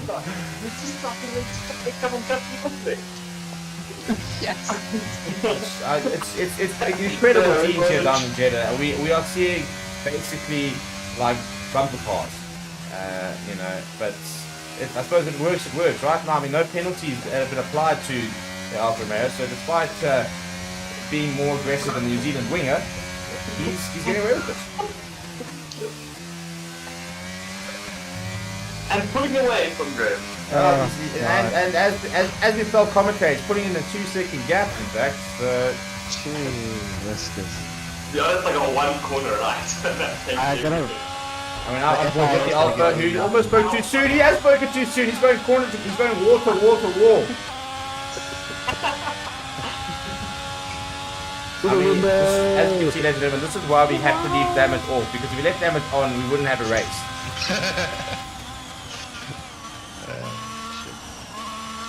Yeah, I mean, it's like when you go to the bowling alley and you've got the sides up. That is basically what we're seeing here from the Alfa Romeo. He's still got his training wheels on. He's still trying to sort of eke every little last bit. But once again, we are seeing that Alpine starting to catch up. However, we've seen the story before, haven't we? There it goes. 3-second penalty. The 3-second penalty had multiple warnings. You can't say it's not deserved. It must be said. Neither are we that surprised. What I am very surprised with, we're going to ride along as this Haas just seems to be getting further and further behind. What's going on here? We had to do our regular spin around. We just make sure that there's nobody behind us. You know, you don't want anyone to sneak up behind for the overtake. You could very well be lapped at this stage with the way things are going. Meanwhile, at the top of the grid, the Aston Martin has pulled up an 11-second lead, and I want to chat to the Red Bull. Reese, what's going on here? I disconnected from the session, so I've just been able to reconnect now, so I've only just taken control. It's a new excuse, basically saying that, you know, it wasn't my fault, I wasn't actually driving. But now it has brought that gap down a half a second in the last couple of corners. So that's been putting some proper pace down. Let's go have a look at our Alpine, who once again has the Alfa Romeo in his sights. Someone tell me when I'm supposed to be pitting. I'm pitting right now. He's trying to come on the inside. There's the Alpine. He's trying to come on the inside. Yeah, he does seem to have been over here. He does get past it. The Alfa Romeo the back and he's gone through again. Oh, time penalties. Oh god. Unfortunately, he almost overdid it there. And the Alpine has finally managed to go through. It's not been good. It wasn't good. It was I think definition of dirty race. Meanwhile, we're back with the Haas, which is now 49 seconds behind the next car, which is the Ferrari.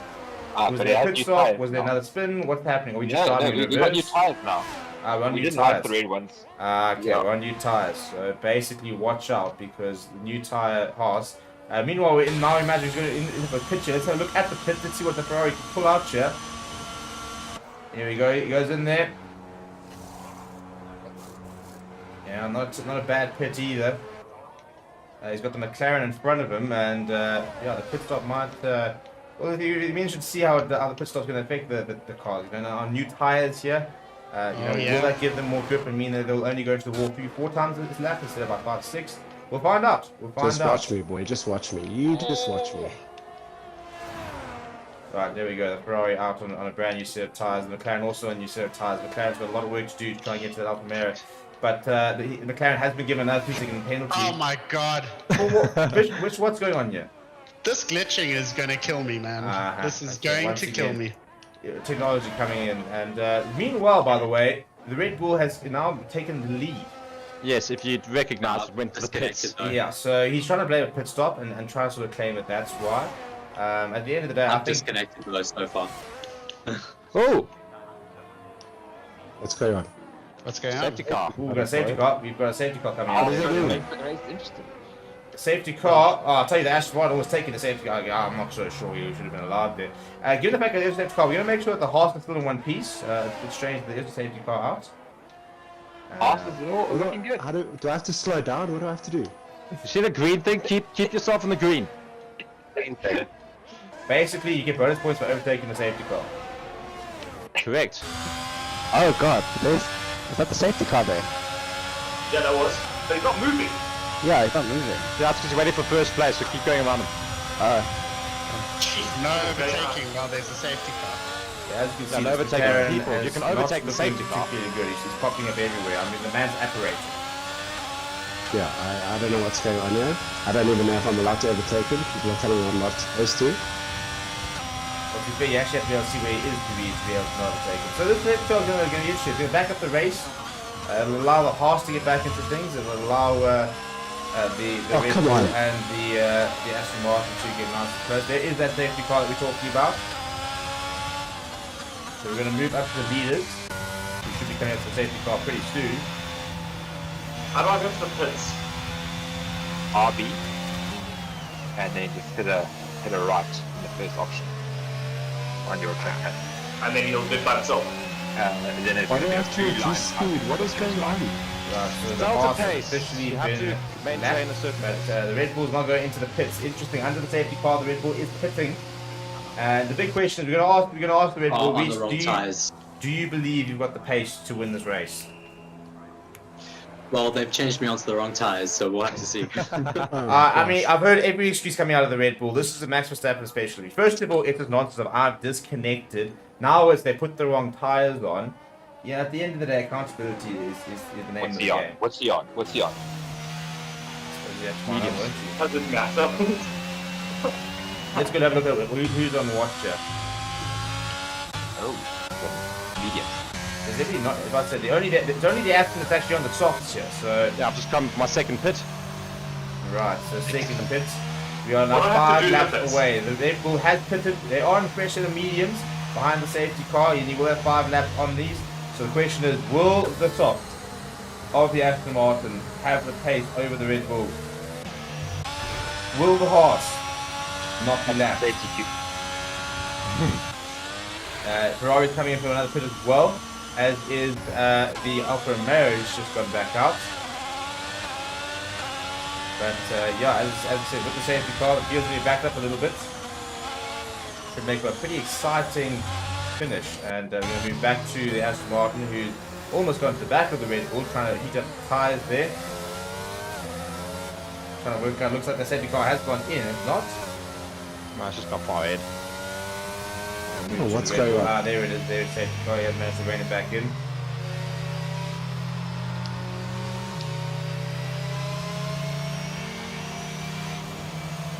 So as it stands, Reese in first, Inferno in second, Silver Beef in third, Snowman and the Alfa Romeo in fourth, the McLaren in fifth, the Ferrari down in sixth, and the Haas basically here for shits and giggles.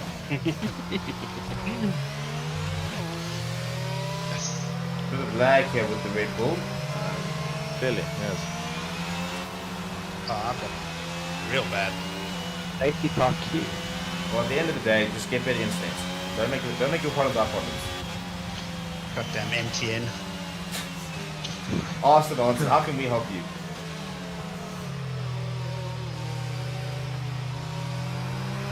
Right, the Red Bull. Reese is now currently deciding he doesn't Got want to a wait pass, for the he safety doesn't car. need a safety car. He's gone straight past the safety car and said, you know what, I'm out of here. And this is an interesting gonna move. He's prolong the gone safety for car, and he another knocked. pit. He did say he thought he was on the wrong tyres, so here come the softs. Yep, the softs are on now. Big moment in the race. He's managed to put himself on the softs. He's forfeited the lead. He's actually going to come out in fifth at this rate. So, Reese, yes, you were on nice tyres, fewer laps now, and you're further back. What do you back No, but this I'm energy? 42 far back. No. Yeah, I think I'll be a lot faster. A lot Definitely faster, than there you go. mediums. Just have to hope Mark doesn't pull out too much of a gap. There we go. Well, it's all about navigating the traffic, and if there's one thing I would like to, one piece of advice is if when you get to that Alfa Romeo, be careful because it has been bumper cars out there. Right, so we're pretty backed up here, apart from the Ferrari and the Haas who are in another province.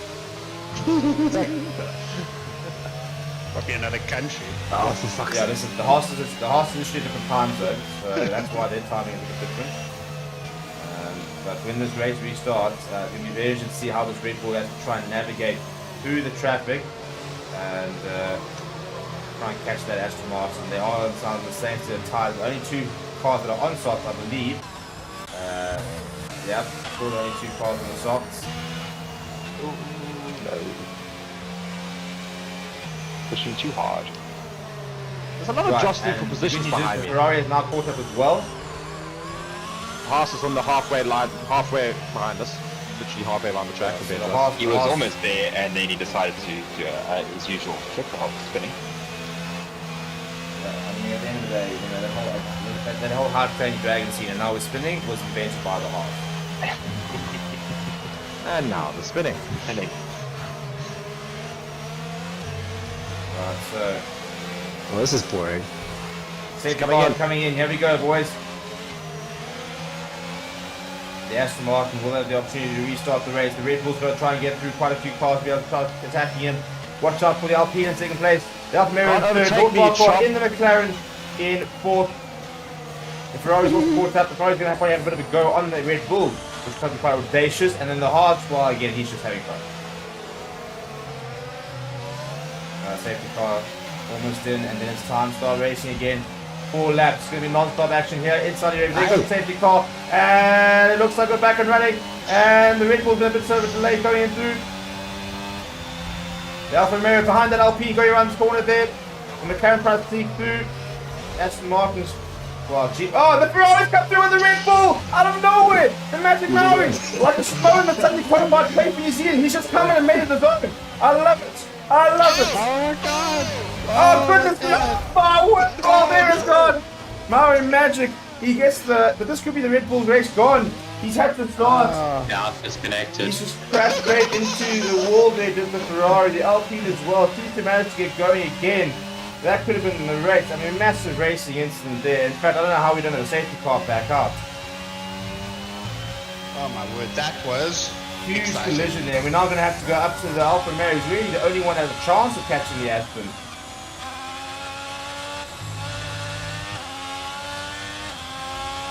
He's got a 3-second time penalty. The McLaren now trying to lock down that Alfa Romeo, going back to the Red Bull. Which is right behind the Alpine.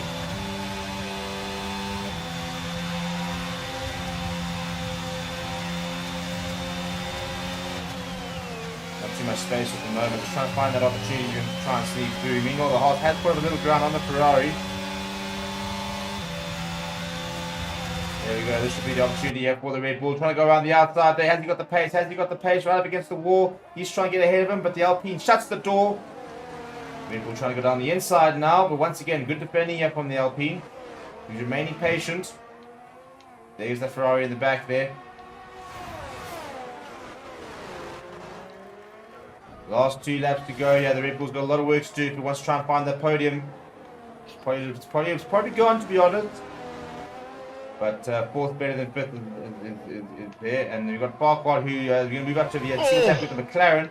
He's up on the Alfa Romeo. This should be an entertaining battle. As I said, once again, neither are really kind of ignoring the track limits. They're kind of just racing where they want. But the McLaren now right up behind him. Takes a decent amount of speed around the corner here. You should see how the Alfa Romeo will defend. We're going to go on board here with the McLaren. Who smacks away. Oh, he spun and he spun and he spun. Yeah, that's what you did. Coming and wooding me up. You booted me, man. The Alfa Romeo pulled away. He's on the I was pressure. literally driving. Next thing I just feel this extra. Right, well that has allowed an opportunity for the Red Bull to try and potentially maybe see a podium. He's got 4 seconds time to make it for 2 laps. He's got to manage to get past the Alpine. So a big push here coming from the Red Bull, a late push coming here from the Red Bull. Meanwhile, the Alfa Romeo actually does seem to be gaining on our race leader. So could we see the most unlikeliest of wins from the Alfa Romeo on his debut, rookie season here. DRS is enabled. This could be a big moment in the race here. 1 lap remaining. Yeah, the Red Bull doing a lot to try and rein in this McLaren, but let's go and see what this Alfa Romeo. You can see the Aston Martin over there. And just supporting here, not to make any mistakes here. That's the main thing here coming in from the Alfa Romeo. Oh, my tyres are so gone. Actually, I should never have changed. Here come the excuses already, just trying to make sure that when he does get reeled in, that he's got the excuse in the waiting. I just, at the end of the day, I think the biggest takeaway from this is it should teach me zero accountability across the grid. Get out the way. Alfa Romeo, particularly in the wall there, does seem to be falling back a little bit. Do we ask what's happening to the Red Bull here? It's fine. It's fine. Yeah, Miss Mark. No, I spun. Oh, you spun. That makes sense. That makes sense. Right, well, ladies and gentlemen, we've now, in what we could have never predicted, the Haas is now, sorry, is almost within 10 seconds. He is within 10 seconds of the next person. Meanwhile, the Red Bull is reigning in the Ferrari. This is usually a battle for 1-2. Today is a battle for 5-6. The question is, can the Magic Maori keep them out? He does go around the outside, the Ferrari. Let's swim in front of him and does decide to give him a bit of a shove. Wow. Seriously? Well, the Ferrari's on touch press. He reckons that the Red Bull's done it.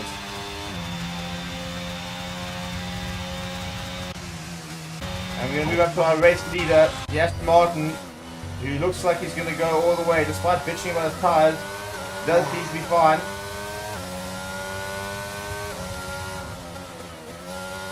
Few more corners and he will be winning his first of the season here. That'll definitely even out the points here. Then the Red Bull, the Red Bull disaster class, really. Oh, there we go, a 3-second penalty. All of a sudden, the Alfa Romeo needs to rein in 1 second, and he will be the winner. A 3.3-second penalty, but the Alfa Romeo deciding actually just nah. A 3-second penalty. I'm assuming that's for evading track limits. It was quite dirty of the Aston Martin. He's been everywhere. And unfortunately, it doesn't look like the Alfa Romeo is really going to be able to manage to take advantage of that gift. It does have a time penalty himself, so. Yeah, but the rules never apply to the entire race. So basically, people, what we're looking at here is there's a lot of time penalties, and we actually don't know who's ending where because you're going to have to sort of update all around the race. So this is the exciting thing at the end of the day. Everybody goes over the line, and then we actually have to reassess and see who's who and who.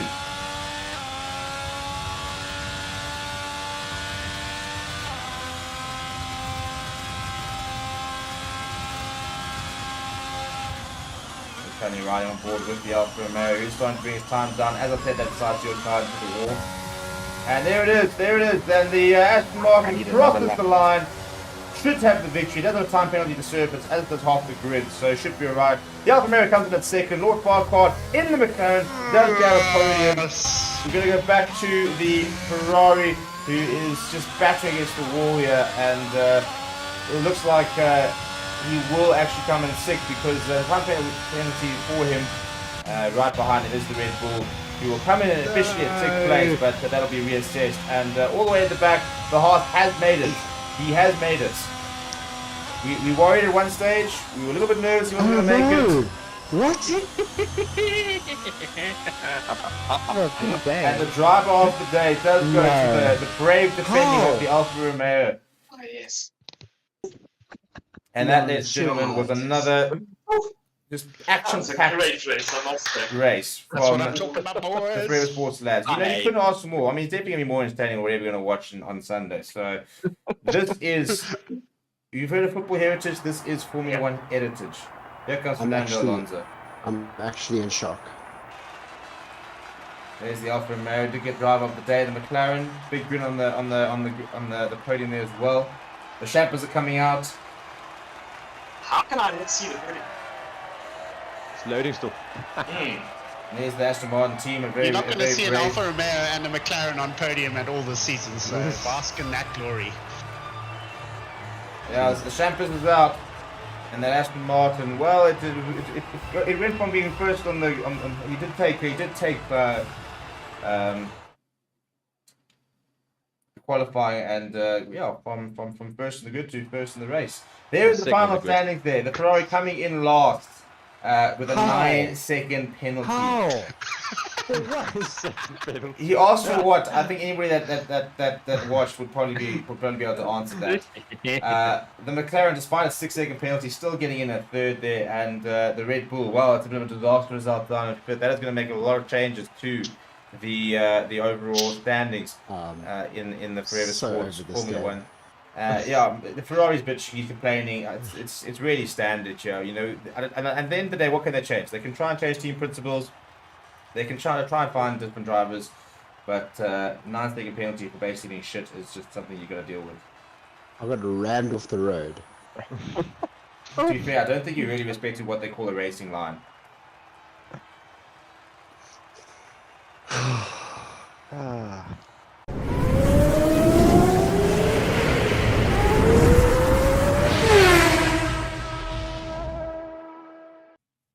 Hello everybody and welcome to Forever Motorsport on Forever Sports. For today's guide on how you can watch the Saudi Arabia Grand Prix on a free-to-air broadcaster this weekend, so you don't miss any of the Formula One action. We saw a pretty electrifying start in the first race with Max Verstappen obviously already demonstrating how dominant he could potentially be this season, but a very big surprise pole for Fernando Alonso, and I think that Aston Martin's going to be quite a lot of fun to monitor this season. And the biggest thing is you don't want to miss any of the action, so this is how you can watch. Now, it is being shown on a free-to-air broadcaster called ORF, which is on an Austrian broadcaster, which means if you are in Austria, then you can watch it without any issues. However, if you are not in Austria, then you can't watch it, but yet you can. And we're going to be using something called a VPN, which is a virtual private network, to be able to watch all the action this weekend. And basically, what you're going to do is you're going to download ExpressVPN. All the links for everything you need are in the description. There's literally a step-by-step guide on what you need to do to be able to watch all the action. So first things first, you're going to download ExpressVPN and you're going to install it. And when you pop it up, it's going to look something like this. So right now, I'm connected to an Austrian server. So on the bottom right-hand side there, you can see these are there's three little dots over here. When you click over those, they bring up a little bar which has all the different location stuff like that. You see like that, there it is. And you can scroll down and you can go to all locations over here. You can go to filter by all the various continents and you can go and find the right one. So we're going to connect to Austria. So because I'm connected right now, I can now currently watch ORF TV, which is an Austrian free broadcaster. And as you can see over here, this is it already in the program. This is it being scheduled on Sunday, being shown on the channel itself. And then what you're going to do is you're going to go to the channel.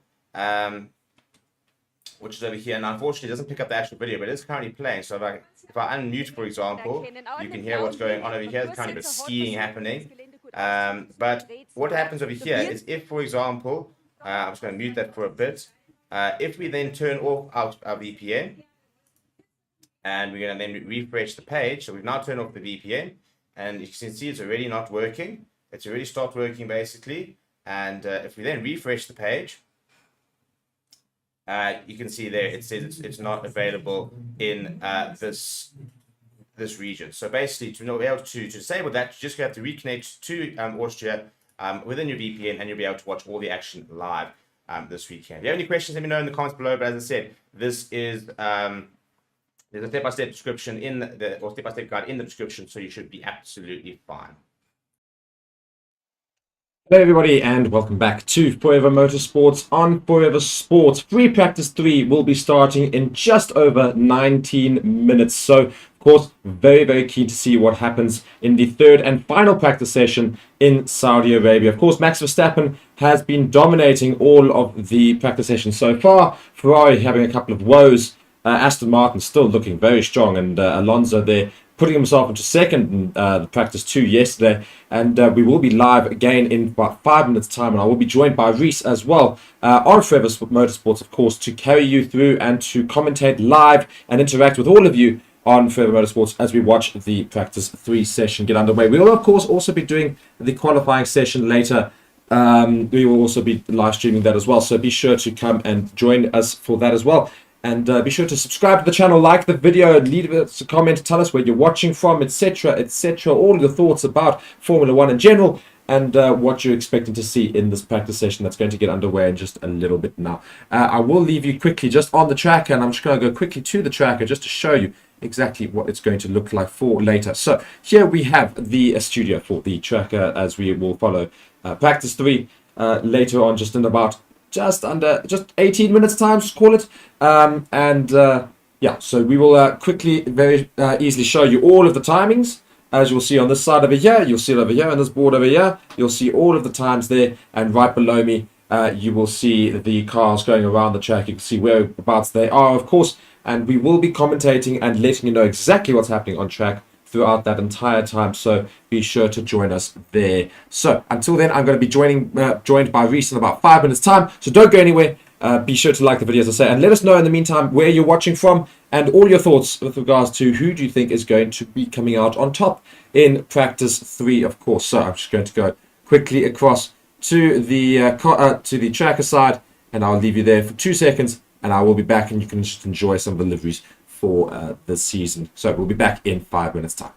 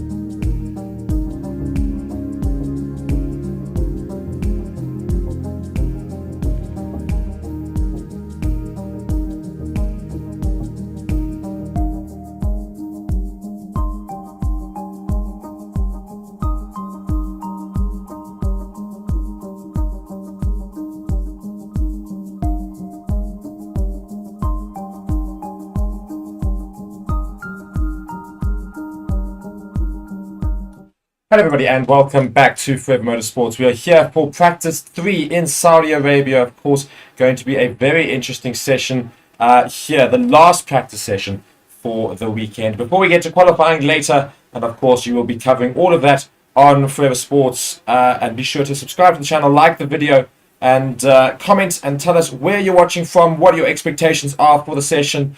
And yeah, just tell us, how on earth do you think some teams are going to do? We look at the likes of Ferrari, we look at the likes of Aston Martin, Red Bull, Mercedes as well. I mean, what are the sort of thoughts that people are going into practice 3 with? Well, certainly I think we're going to see the Aston Martins being very competitive today in practice 3 as well as qualifying later this evening. Obviously, Red Bull yet again in a league of their own, but closely followed behind by the Aston Martins, so hopefully we should have a close qualifying session later this evening. But those Ferraris just not looking on pace just yet, possibly just getting to grips with their setup. But certainly we hope to see them just being a bit further up there today in the session as well as in qualifying. Yeah, I think the Ferraris are the biggest worry, I think, for with regards to teams. I think that's the one team we're going to be watching with a lot of process and great interest, of course, because they were really rather poor yesterday. Timings were not there, and of course they've both got new units for the cars, so will be controlled electronics. Yeah, as I say, they've got both new electronic controlled electronics for both of the cars. So we will we'll see if that actually lasts this weekend, or if they're just going to incur even more penalties. Because of course Charles Leclerc is already starting with the 10th place grid penalty, but at the moment he currently sits pretty much in 10th anyway. So if he should pretty much pull off those sort of same times in qualifying later, you could be starting right at the back of the grid for the Saudi Arabia Grand Prix. Yes, well, of course, they certainly need to get to grips with that car so that he does not does not start all the way at the bottom of the grid. Certainly, they will want to qualify quite well so that he can finish, obviously, as high up as possible for the race on Sunday. Certainly not looking like a great weekend, though, so far for Ferrari, which is quite disappointing. Coming into this race weekend, we expected Ferrari to be very competitive. The street circuit being so fast certainly would have suited their car, but so far this weekend not showing such great pace. No, and here we see all the big names arriving here. At Aston Martin, we see the garage there. Aston Martin, of course, the big talk still of the season, and we harp on about them, but still doing so unbelievably well. And Fernando Alonso, they're coming in second with regards to the best times in yesterday's practice session. We're just watching some replays of him here with regards to their pace, and they really have been very, very quick, almost matching the Red Bulls in terms of that sort of speed. So Aston Martin pretty much already solidified themselves just after one race, and now after 2 practice sessions in Saudi Arabia, pretty much solidifying themselves as the second best team on the grid, behind that of Red Bull. So can Mercedes and can Ferrari come back at them, and can Aston Martin even challenge Red Bull with regards to this race? Well, I think Aston Martin are showing to be very competitive, so I don't think we can write them off just yet. Of course, Red Bull being so strong in their race pace, we will have to see what they will do on Sunday. But hopefully Aston Martin have made some gains over this race weekend and are able to challenge a little bit more on Sunday. But obviously that is yet to be seen. We will have to wait until tomorrow afternoon to see how they fare. So Lewis Hamilton here, we're seeing some slow-mos of him here. Now he's not being, he's not got his trusty partner by his side. And the reason for that is that she has given up, well, not given up, but stopped working for Lewis Hamilton. She has decided to retire that position. Yes, she is pursuing new ventures. We don't know just yet what she will be doing, but she will no longer be Lewis Hamilton's personal trainer. So that is some big news coming into this weekend, of course. Yes, and so you will not be seeing the blonde hair right next to Lewis Hamilton wherever he goes. That walking shadow as you've always seen over the past few years. She will be gone. So Lewis Hamilton's on his own now. I'm sure he'll find a replacement soon. Yeah, so Lewis Hamilton and Mercedes, so much work to do this weekend. They weren't actually that poor in practice yesterday, but certainly still well off the pace of those of the Aston Martin and the Red Bull. So still lots of work to do as we see some a plane going over with some green smoke for the Saudi Arabia Grand Prix. The practice 3 will get underway in just about 6 minutes time. So very intrigued to see what's going to happen there. And we will join you in just about 3 minutes time. We will just quickly do a couple of small things and we'll leave you with the tracker here. And we will be back with you right now.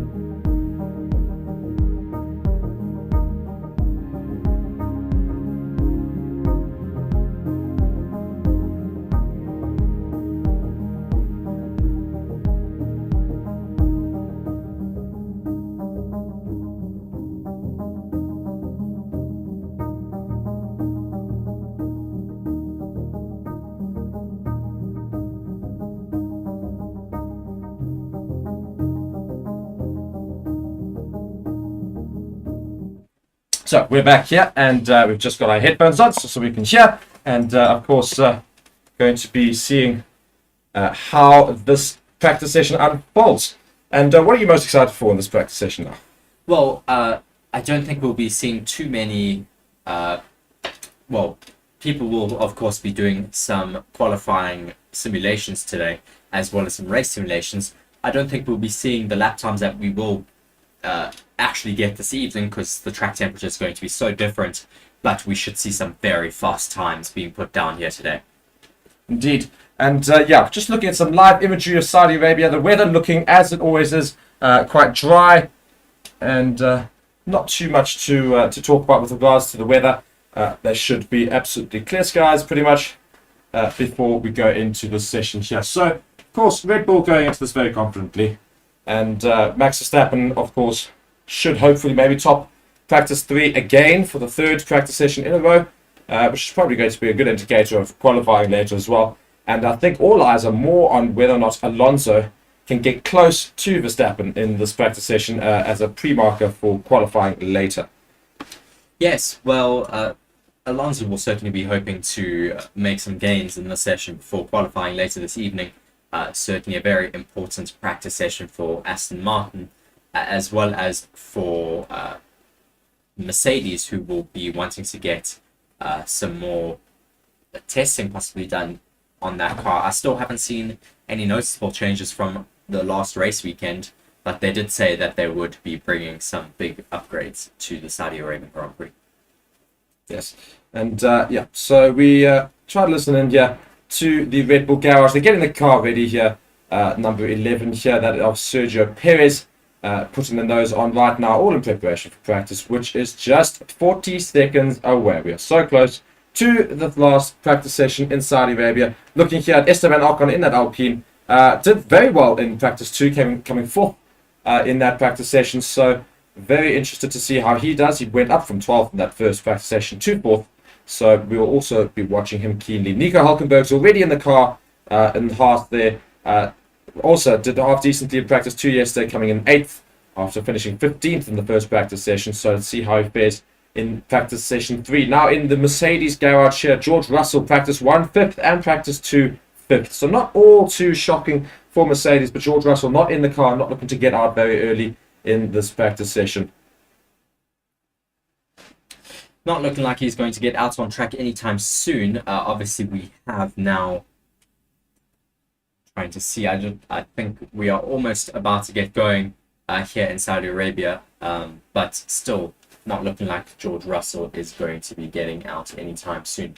Headphones on, no crash helmet on, no overalls on either just yet. So we will have to see what they may be doing to his car.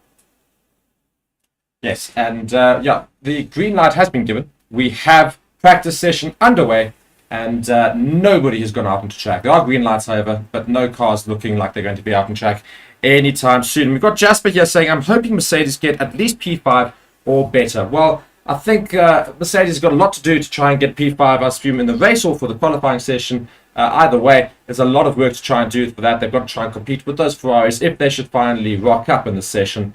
And, of course, the Aston Martins as well. Not even remembering the fact that Red Bull will be pretty much 1, 2, or 3.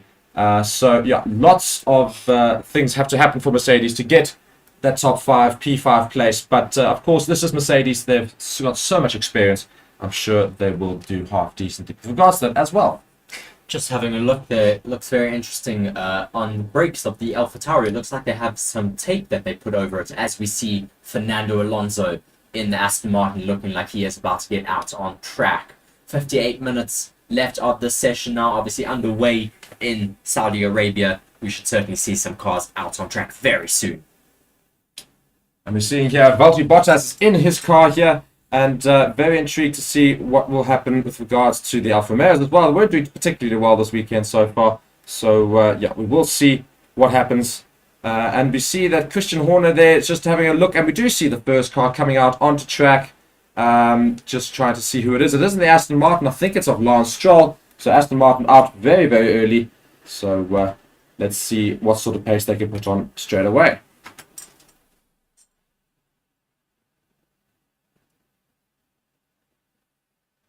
And we will get those timings up onto the board as soon as the first lap is completed.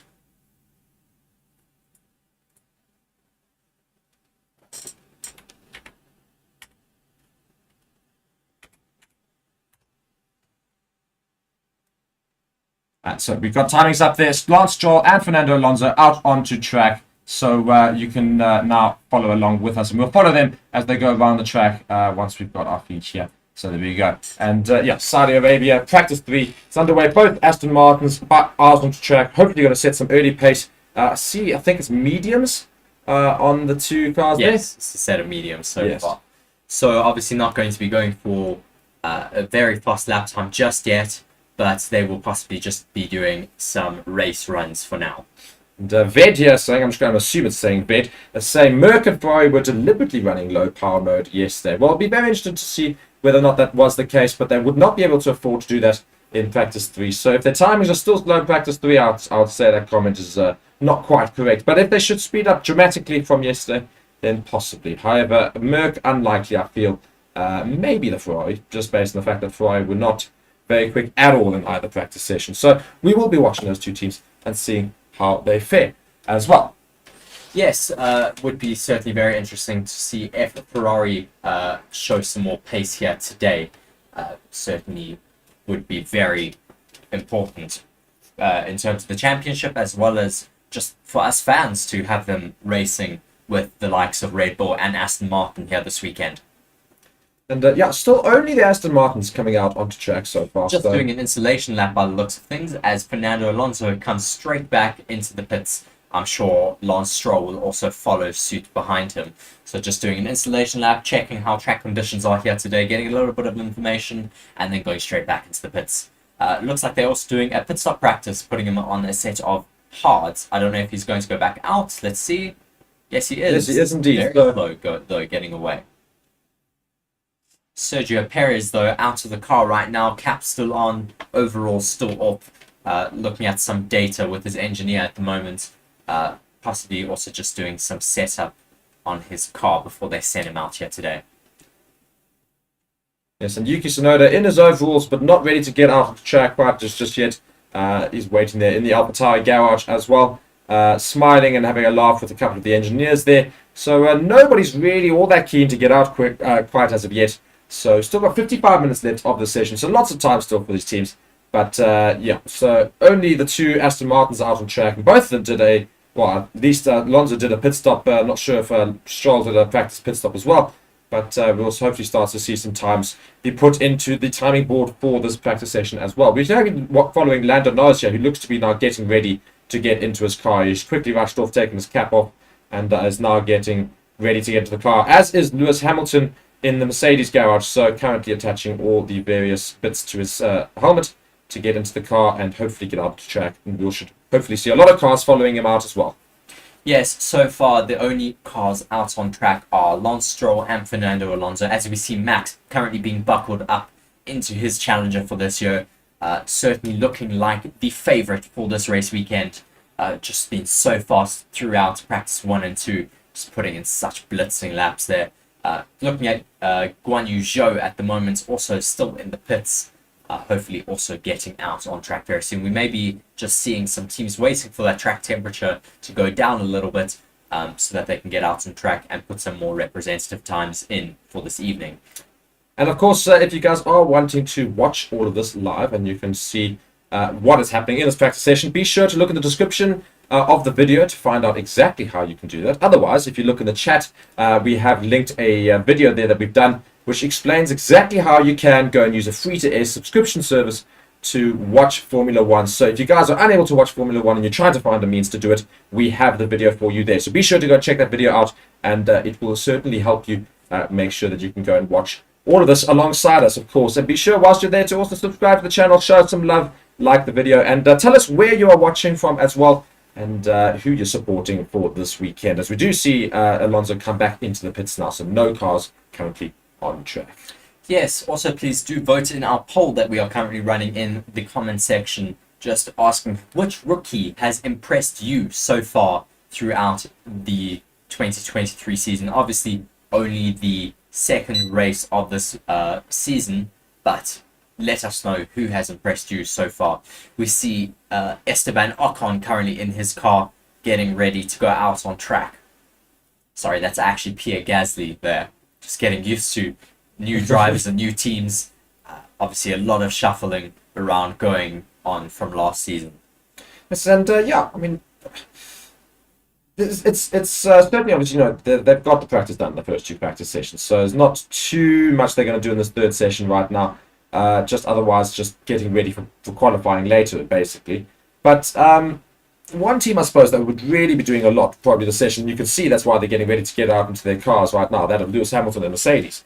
You know, if you read all of the talk this week, it's all been Mercedes and the fact that they're very slow at the moment, and that they've got so much work to do to get back up to the sort of race pace they're really wanting to. So over the next few races, you're going to see a lot of tweaking and changing the car for Mercedes. So do you think they're going to be utilizing all of these practice sessions as best they can, just really to get a lot of testing done, essentially, more than anything else? Well, certainly they are on the back foot, so they will be using every testing session that they can to do correlation to their wind tunnel, as well as just trying different setup changes, also adding new parts to the car, as they have said they would be bringing major upgrades to this race weekend already. Lots of work going on the car of Nick de Vries. The whole back end is off of his car. You can see straight through those side pods, straight into the back of the garage. So that just shows the entire back end of that car is off right now. Front end is off, no wheels on, it's up on jacks. I think the floor is also off at the moment. So major work going on there in the AlphaTauri garage of Nick de Vries. And Oscar Piastri here of McLaren is now getting ready to go out onto track. You've just loaded him on, blankets are off, and he does come out of the garage to go be the third car on track. McLaren, of course, being absolutely useless this season so far, and no improvements over these first 2 practice sessions. Just doing a little burnout there, and now going to do a practice start here in the pits. Let's see how he does here. Obviously, the rookie for 2023, Oscar Piastri, turning down that Alpine seat for McLaren. I don't know if that was the best decision from the young Australian, but we will have to see what McLaren can do with their car over the rest of the season, obviously not having the greatest of starts. So Piastri's now on track, and he's won the F2 feature race on his only appearance on this track in 2021. So, of course, I don't think he'll be winning here this week. No, I don't think he'll be winning this week at all. But nonetheless, not adverse to this track, of course, and in that orange McLaren, if it was a little bit quicker, maybe we could watch him with a keen eye. But unfortunately, McLaren have been so useless this season that everyone's pretty much written them off for anything. Nobody's really watching, and we do also see his teammate Lando Norris has also made his way out onto track right now. So both McLarens will be on track doing a couple of practice runs. Yes, I think they'll also just be going out and doing some installation laps, so I wouldn't be surprised if we see them go straight back into the pits. Obviously, no one setting a fast lap at all right now. Current times that we have on the board is 2 minutes and 4 seconds from Lance Stroll and a 2 minutes 15 seconds from Fernando Alonso. Obviously, way off the pace, just showing that they have been putting in installation laps. Oscar Piastri, though, looking quite fast, though, on his current warm-up lap right now. And Hulkenberg has joined the track as well as Ocon. So now starting to see some more cars coming out of the track, and hopefully we'll start to see some quicker laps and some proper pace laps be put in. Of course, if you're looking at those lap times on our timing board right now, you'll see a 2:04 and a 2:15. Trust me, those are way off the times that should be there. Of course, both those Aston Martins just basically doing installation laps, as we said, and they went straight back into the pits. So don't look at those times for anything. But Lando Norris here also going around the track in quite a quick fashion here. So just sort of getting a feel for the track and be intrigued as to see whether or not both of them stay out there. I think it is Piastri who's staying out, so I think he might well be doing a hot lap here. So hopefully we'll start to see some times be put onto the board. Yes, quite a few cars now out on track, including Max Verstappen, who has just gone out on track. Let's see. Yes, that McLaren goes straight back into the pits, though. I think that is Lando Norris. Piastri has stayed out. Has stayed out, though, yes.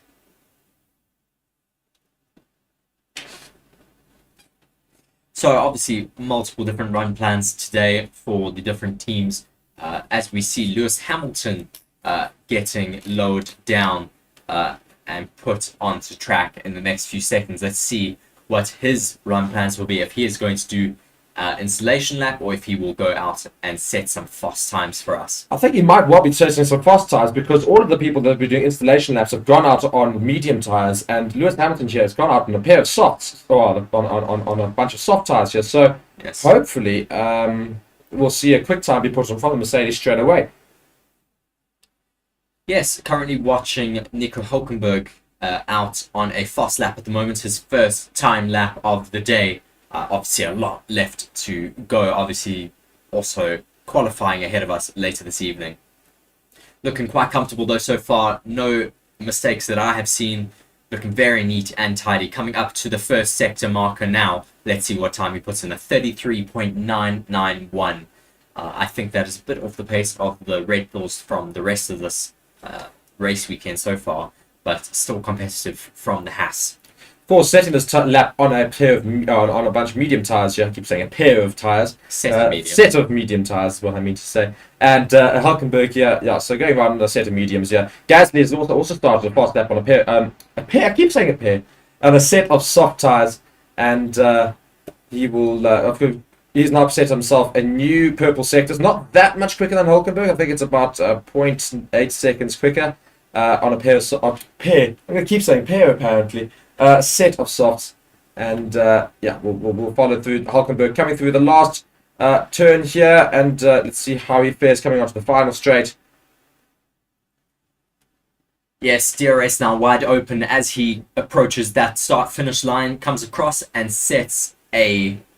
Can't even see it, has not come up. A 132.449 has come up there for Hulkenberg. So let's see how the other drivers can do as well. Gasly already quicker in all the sectors so far. He is on soft tires though. So coming into that last part there, and now also new fast middle sector has been set by somebody else. Not quite sure whom yet. We will see. Looks like Formula 1 might just be having an issue with their timing board, as their timing board is not updating, and ours. So hopefully that will be sorted out shortly. But so far we see Gasly in P1, closely followed by Esteban Ocon, then Nico Hulkenberg, as Max Verstappen now puts himself into P2. And Russell now setting a new purple sector on in the Mercedes there. Hamilton following him very close. See if Hamilton's now also put in a new purple sector for that first sector. So Hamilton will of course be getting a nice slipstream from George Russell, which will allow him just to have a little bit of a higher top speed, as well as it will help him pick up a few tenths for sure.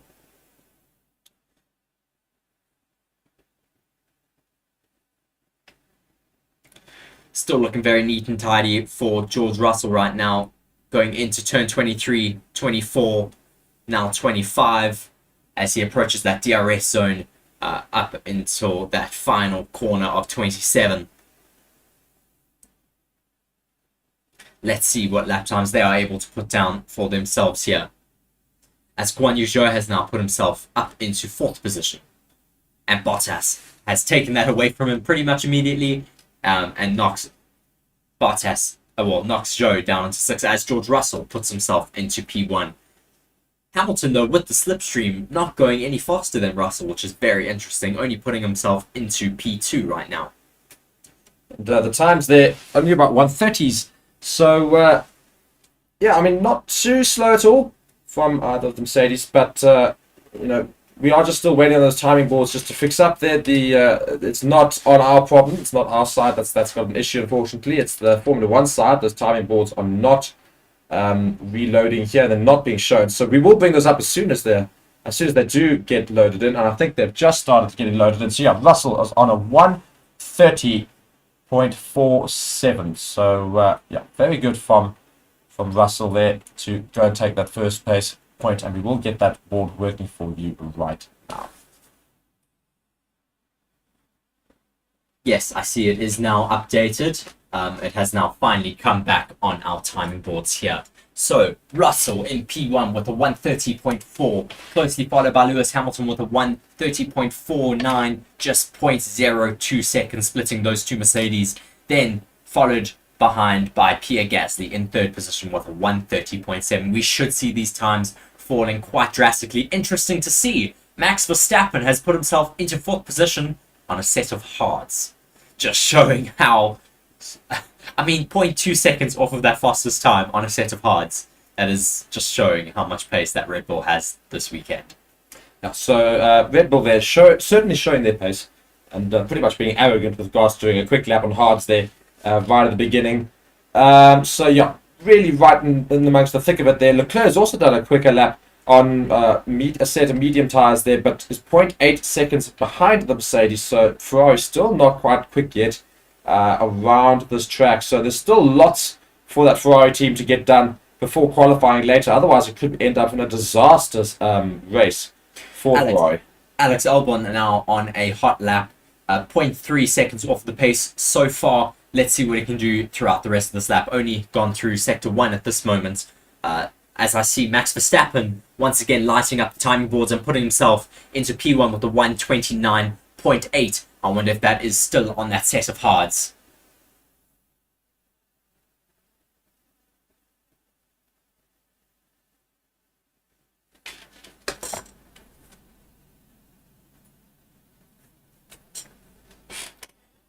Haven't seen any onboards of Max just yet, but I assume he will still be on those set of hards. If it is, that is extremely, extremely fast from that Red Bull. Yes, it is. That is incredible. Not far off of his fastest time on a set of softs. So it's just what lap time are we going to see him put in on a set of softs in qualifying? So we could see quite easily a sub 129. So I think 128s we will be looking for Max Verstappen, even maybe a low 128. So really, really quick times on the Red Bull so far. Certainly leading the pack. Everyone else obviously following on the soft tyres. Gasly, Russell, Hamilton, Ocon and Albon as well. We do see, I think, a couple of changes on the board right now happening across from everybody else. And be sure to subscribe to the channel whilst you're here, guys, whilst I have you as well. And like the video as well. Let us know where you're watching from. Always very intrigued to know who our audience is. Yeah, just following I think it's a Mercedes here, of either Hamilton or Russell, one of the two. But just following cars in general. Yuki Tsunoda here coming onto the main straight, starting what we hope will be a quick lap. He does a DRS open, and so does the Mercedes in front of him. Mercedes, though, closing that wing before the end of that straight, so no, he has backed off. Just giving Yuki Tsunoda a nice little slipstream, though, down that start-finish straight. Let's see what time he is able to set. Coming now into turn 4. Neat and tidy. Turn 5. Just such a difficult track. You have to be able to get yourself into such a good rhythm here in order to get a good lap time on the board. Turn 10 now. 11 and 12 down the next long straight before the hairpin turn of turn 13. So just under 40 minutes left of the session now. So 40 minutes still for teams to get their cars out on the track and get as much practice as possible. We do see all of the teams now having put their cars out, except for that of De Vries on the AlphaTauri. They're doing lots of work on his car earlier, so clearly not quite ready to get out of the track quite as yet. Currently we have Sergio Perez on an outlap. I don't know what set of tyres he is on just yet. It has not come up on our timing boards, but I will assume he will be on the set of either hards or softs, setting some quick times as well here. As we see Pierre Gasly now setting the purple sector 1 time with a green sector 2, so still not improving on Max Verstappen's time in the middle sector, but let's see what he can do throughout the rest of his lap if he is able to take that P1 position from Max Verstappen. Yuki Tsunoda now coming across the line, putting himself up into 15th position for the AlphaTauri. Slowest fast time of the day so far for Yuki Tsunoda. So Gasly going around very, very quickly. Also improving his second sector, but not quite the same as Max Verstappen. As I see, Max Verstappen has now put in another purple middle sector. Let's see what lap time he can put in on those set of hards. Just absolutely incredible to see that Red Bull performing so well on a set of hard tyres compared to the rest of the field on a set of softs. Just dominating them, really, on a compound twice as hard as everyone else is on right now. And yeah, Gasly still on soft tyres. They're only 0.053 seconds behind Verstappen, who's obviously on a set of hard tyres. And we are now watching Perez on a set of softs. So this could well be the quickest lap of the session, except for the fact that Perez, he has... yeah, not able to match Max Verstappen's sector time so far. But Perez has put in the quickest lap, as we do see now, as I say. Soft tyres on that Red Bull, of course, going to result in a very quick lap time. I think it's a 129.411. So a very, very quick lap time there from Sergio Perez. Just taking it from Max Verstappen in that final sector. Obviously just showing how the soft tyres are able to hook it up just a little bit more than those hards in the final sector. Max Verstappen, though, still fastest in the middle sector on a set of hards.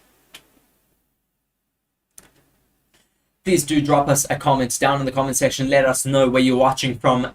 Give us any questions that you have about Formula 1, as well as please do vote in our poll which rookie you think has impressed you so far this season. Perez now going around the track very slowly. I think it's just going to meander himself back into the pits. Yes, just looking after those tyres right now, possibly just cooling them down for another push lap. We see people doing multiple push laps on these tyres, not just doing a single lap on them and going back in the pits. So we should see Sergio back out on another push lap on those set of softs. Hamilton, though, out on track now. with George Russell as well, putting in some personal bests in the first sector, not improving though in their middle sectors. Let's see what Russell can do though on this lap. If he puts himself into 5th position at the moment. So the Alpine's doing very, very well so far in keeping a little bit closer to the Red Bulls than that of the Mercedes. Alpine got around about 2.2 seconds quicker than the Mercedes of Russell. Hamilton's still got to finish his lap, but I think he may well have given it up, I think Hamilton has abandoned his lap attempt. He has indeed. So, yeah, I'm not going to see another quick lap from Hamilton right now. Let's just see a little replay here of Hamilton, and we'll see the reason why he abandoned the lap. Oh, my word. Blind corner and then got stuck in traffic, and then he had to abandon it. Yeah, there. We've seen so much throughout this weekend how cars get caught in traffic. We almost saw a massive incident between Lance Stroll and 2 cars in front of him, where he also approached them through a blind corner and almost crashed into them and just had to take avoiding action, going off of the racing line completely, not to crash into those 2 cars. So Hamilton now starting another attempt, and we'll follow and see how quickly he can go around now. Let's hope this Mercedes can find a little bit more pace. It's going to try and match that of Sergio Perez, who has completed a time on a set of softs. Hamilton now we're going to follow along here in that black Mercedes. Mercedes have only done one thing right so far this season, and that's made a very nice looking car. Outside of that, it's not particularly quick in comparison to its rivals. But Hamilton, yeah, coming to the end of the 3rd sector. Let's see how he does. It's a bit slow. It's 0.5 seconds off already, so still going to be a very slow time for Hamilton. Just going to jump on board quickly with Max Verstappen, as I see he is on another push lap on those hard tyres. Looking so hooked up though in that Red Bull, it just looks effortless for him really. Gets so close to those walls. It's just phenomenal to see these drivers performing at such a high level here. Yes, as is their job. And we follow Verstappen coming down the middle sector here, coming back down the track. Yeah, hopefully you're going to put in a new fast time, even on a set of hards, which should be very impressive, of course, his teammate having done that on a set of softs. So, yeah, Verstappen looking very, very comfortable on the track, and we will get those timings to you as soon as we see them. And he doesn't manage to beat his teammate his teammate Perez, but still goes very, very quickly around on those set of hards.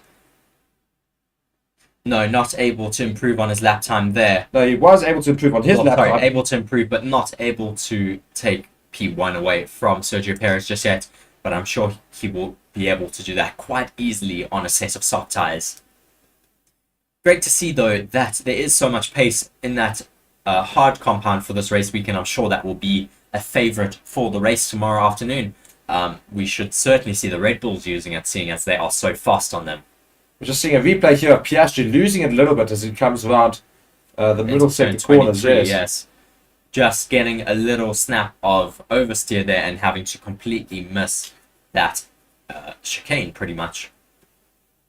So it doesn't look like Nick de Vries is going to get out of the track anytime soon. Because George Russell, though, putting in a fastest first sector. So could you be eating your words, Mark, that the Mercedes are not looking so fast? As he does not set a very competitive middle sector, unfortunately. I'll hold my tongue. I maintain that this is all... unfortunately, Mercedes really struggling still, I think, unfortunately. And we do have a comment here from Exhibit IT saying, is Ferrari sandbagging, or it's just that they are struggling with the car, as the car looked amazing with the aerodynamics. Thank you from India. Well, nice to have you from India, Exhibit IT, or Exhibit it, however you want to say it. Yeah. Ferrari, good question. They've not really done any quick laps. Not too many laps done on the track at all today so far. Only on mediums as well. So all of those are ahead on softs. And they're only just 0.1 behind Hamilton, who managed to do his time on a soft set of tyres. So we'll see what Ferrari do when they put on the soft tyres. But yeah, we're just going to have to wait for that, unfortunately. Alex Albon going around here on a set of softs. Going not too slowly, but certainly not very, very quick. But that Williams still showing a lot more pace than what a lot of people might well have thought. So good for the Williams there, being a little bit more competitive for that midfield battle, which we'll see tomorrow. It's certainly interesting to see a Williams ahead of a Mercedes, 2 Ferraris, and a McLaren. I mean, And an Aston Certainly that Martin would with Stroll. not have been on my cards for this No. year. Yeah. Alex Albon, certainly his blonde hair is bringing him a lot of good luck this season. Max Verstappen is currently in the pits. We have quite a few drivers in the pits right now. Max Verstappen, Gasly, Ocon, Hamilton, Leclerc, Sainz, Zhou, Bottas, Magnussen, Sargent, and De Vries, who still has not gone out on track this session. Lots of work going on his car right now in that AlphaTauri garage. And if you guys are watching, tuning into our stream, be sure to like the video, subscribe to the channel. We've got so much content that we will upload on the channel for all of you, giving you all the latest information. Be sure to also join us on Monday for the review of the weekend. Every Monday we do a live show. Of course, it gets to review a Grand Prix weekend when we have one, and you can come and chat and tell us all your thoughts from the weekend and complain about your useless teams and their drivers if they don't perform, and if they do perform, you can go and rave about how awesome they are. Be sure to join us on Monday evening. That would be in GMT time, around about 6 p.m. GMT or 5 p.m. GMT, depending on when we should do that. So be sure to join us there.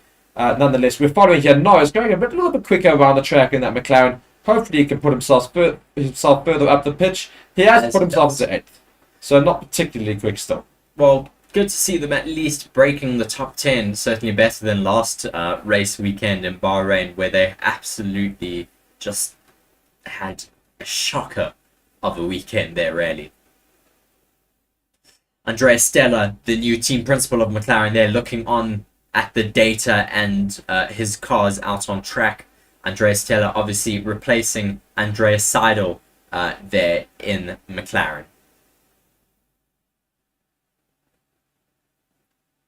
We see George Russell now back in the pits, as well as Alex Albon. Lots of cars obviously coming back in, changing their tyres, maybe making a little setup tweak, and then hopefully going out for some more practice. We now have 29 minutes left of this practice session here in Saudi Arabia.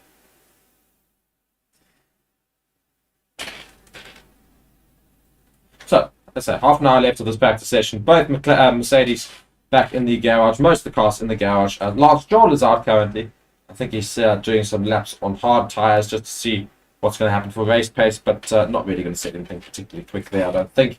Norris also still out on track, as is Tsunoda, Hulkenberg, and Alonso on a set of hards. We haven't really seen much of Alonso so far this practice session, so when he puts on those softs, hopefully we can see a very, very quick time and see where he puts himself with the current times on the board at 1:29.4, the quickest time, and how close can Alonso get to that time when he does put on the softs.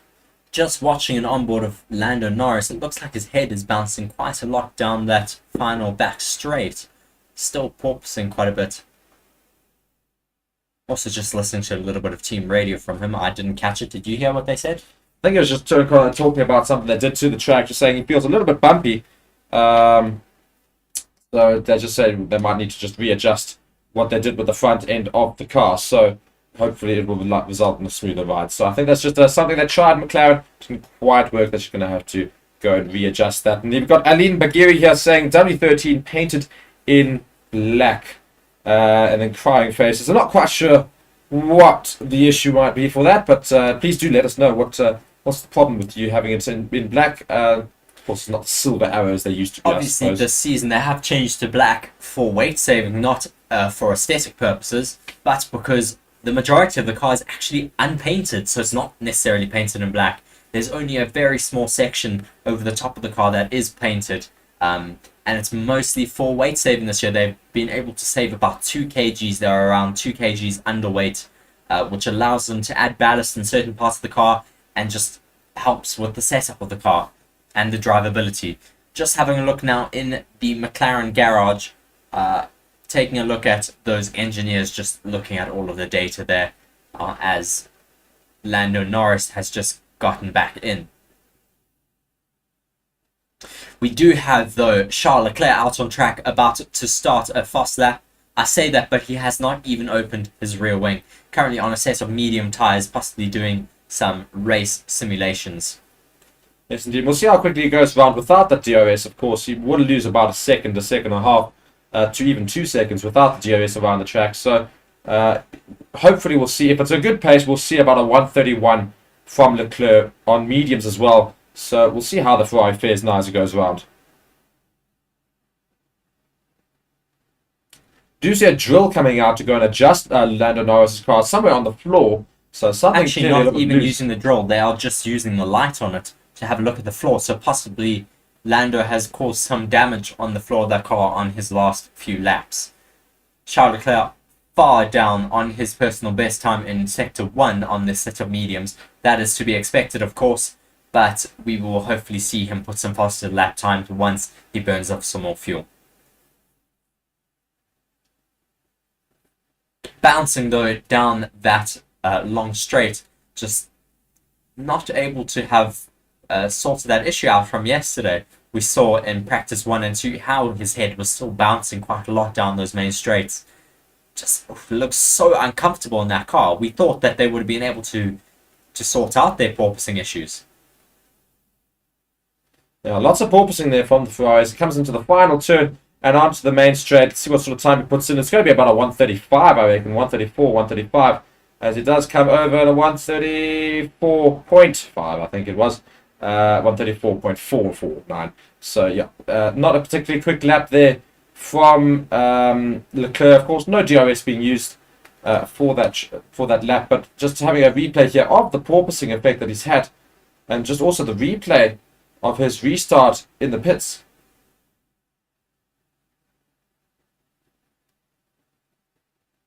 Interesting to hear that he lost the first shift. So when he actually selected the gear, it didn't actually pull it. So he had to select it twice to be able to change gear, which was not great for him. Just a comment here in our comment section from Jasper Tan, tuning in again from Singapore. Thank you very much for joining us again, Jasper. We obviously had you yesterday in our stream. Great to have you watching all the way from Singapore.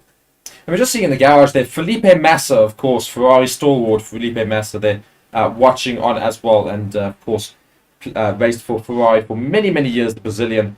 And, yeah, very good to have him here. Also, you know, you'll famously be remembered for that big accident he had with that piece of debris. Fell onto the track, bounced up and hit his head. It's one of the reasons why the halo was also introduced, amongst other reasons, but also for swinging debris. So Massa there also looking healthy and looking good. Still got a bit of a scar from that accident on his face. Nonetheless, good to have him in the paddock. And we're now following the two Alpines who are going around on softs, trying to put in quick times again. So these Alpines have been looking very quick these past two practice sessions. So I'm very intrigued to see what they can do in qualifying later.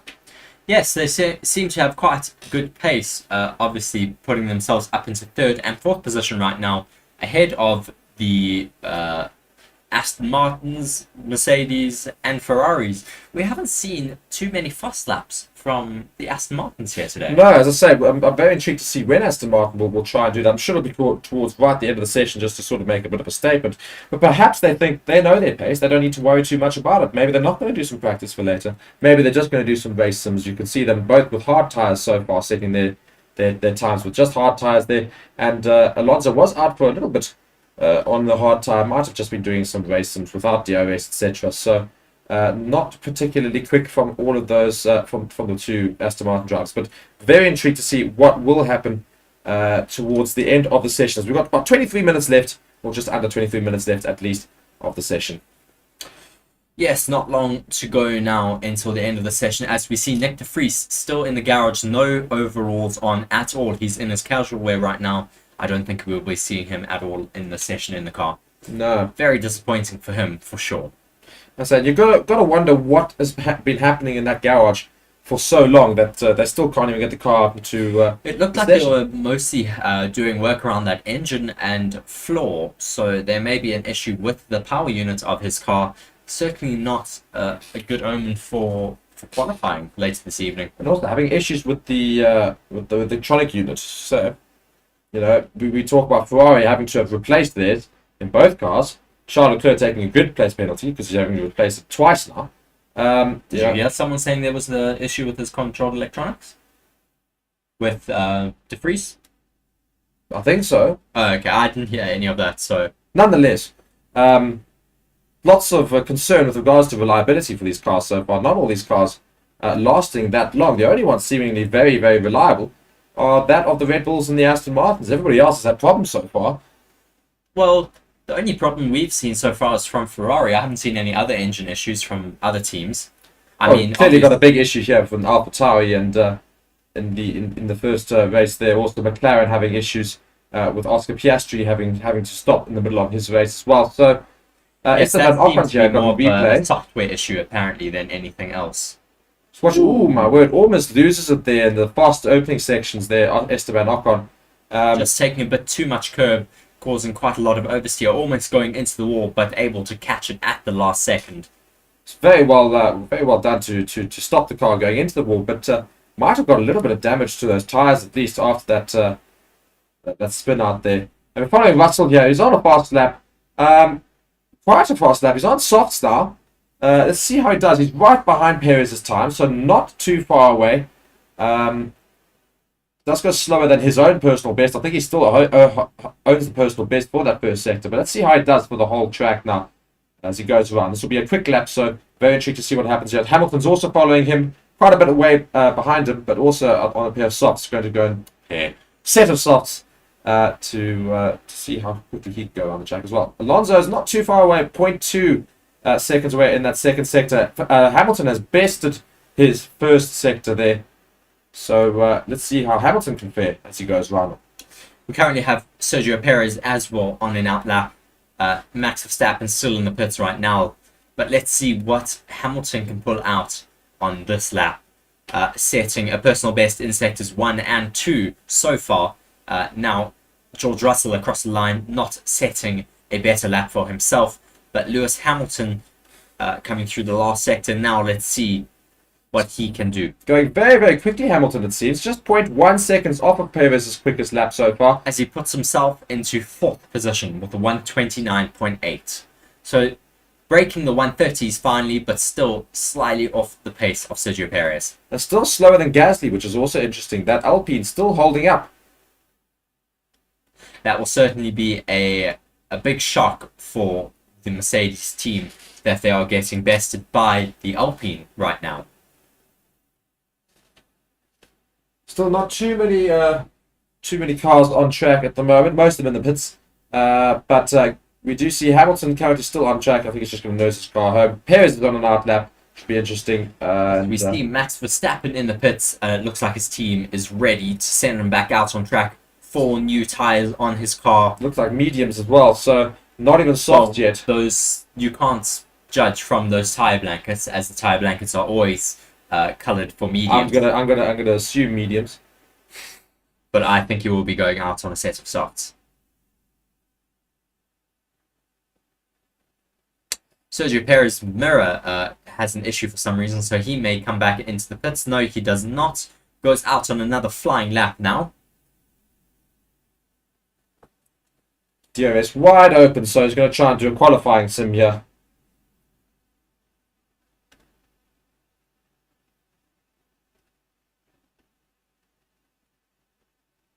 So following Perez here still, and coming into the end of the first sector there, he's about 10 seconds away. I don't think he's put a new purple sector in, but we will follow along here and just follow him and tell you the timings as we see them on screen. He goes around quite a bit slower. No, not at all. He does put in a purple sector. I do apologize. 0.3 seconds quicker in that first sector, so very much quicker for Sergio Perez. So this will be a very interesting lap to watch. He puts in a purple sector for sector 2 as well. So this could be a new fastest lap in the session. Could be a sub 129 almost. It's looking very, very quick for Sergio Perez. It's going around here. Let's see how much quicker he did that second sector in. The second sector time is 28.2 so far. Coming now through that final sector, 0.4 seconds up on his fastest lap right now, and puts in another fastest lap with a 129.127. We should see people breaking that 129 mark very soon. Max Verstappen on an out lap now, showing hards, but I don't know if that is accurate. We should hopefully be able to see very soon. Let me maybe go on board with him and see what tyres he is on. And we do see that Fernando Alonso is also out on track, and hopefully we're going to see some times from him. Max Verstappen is on a pair of softs. Set of softs, I mean. And Alonso now on softs as well. This I'm very intrigued to see. Fernando Alonso in the Aston Martin on soft tyres. Now going to finally show the pace of the Aston Martin in today's session. 0.1 seconds off of Sergio Perez. Very close right now. We don't know what fuel levels he may be on right now, but showing very, very competitive times so far.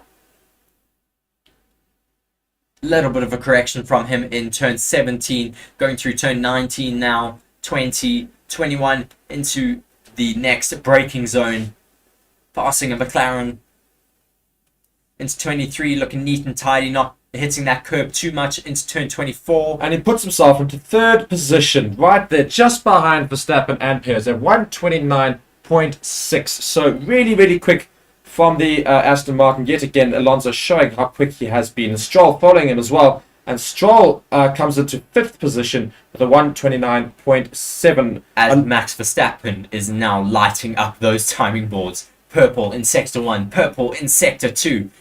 Let's try follow on board with him just through the rest of the very, very interestingly, Hamilton has managed to put himself into third position here at a 129.5. So being better than Alonso. So the Mercedes finding a little bit of pace in this practice session right now. Just following Max Verstappen now in this final sector, as he does, he finally breaks that 129 with a 128.7, looking so dominant right now ahead of everyone else on the grid.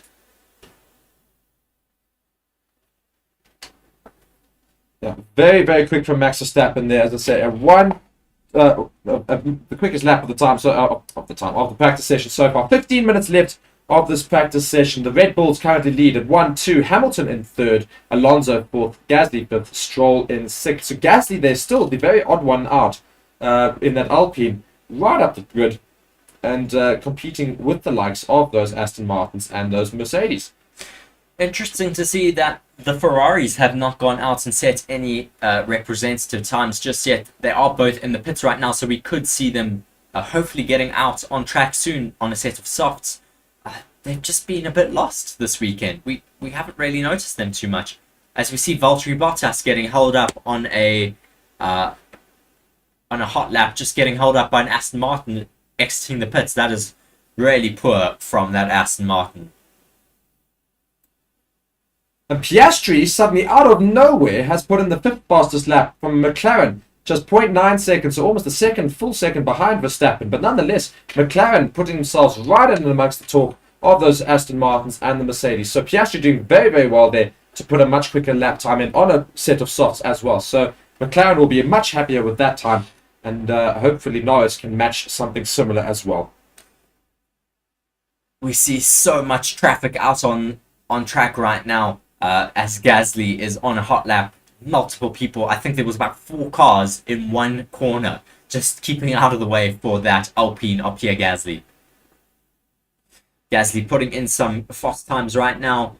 A green sector 1 for him, so a personal best as he now comes through that second sector, approaching that last long DRS zone. Can certainly be very distracting for drivers when they have to pass so much traffic on a lap. Can certainly affect their lap time for sure. So Gasly coming to the end of his lap here. It's not going to be quicker than his best, but certainly not too slow either. A 130 point. Good question. But nonetheless, Gasly still keeping up there in those times. Piastri is still very impressive, that lap time there. Gasly's time was a 130.1 on that lap. Just see a replay here of Oscar Piastri, I believe. Oh no, having to give up a lap. Very held up by a Red Bull there. That is Lando Norris, not Oscar Piastri. Norris trying the quick lap and then getting very much held up, as we said, by a Red Bull. Trying to see who this is. I think it was Max Verstappen, as we see him coming alongside the McLaren, just apologizing to him. Obviously not on purpose, but just seeing another onboard as Max Verstappen puts his hand up to say sorry.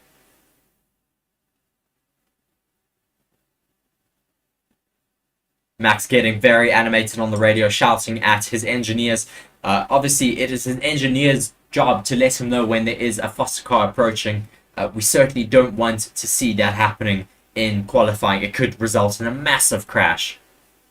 Max Verstappen out on another fast lap, putting in a purple first and second sector right now.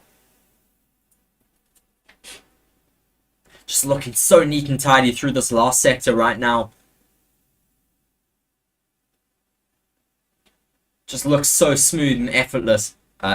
Eating that curve there a little bit, but still remaining very, very stable. As we do see him put him a new fast lap, a 1:28.6. So getting towards the mid 1:28s. Very, very quick from Max Verstappen and that Red Bull. Sergio Perez surely going to have to try and get a sub 29, 1:29 soon. Otherwise, his teammate is going to run away with it a bit. Doing very, very well there, Max Verstappen.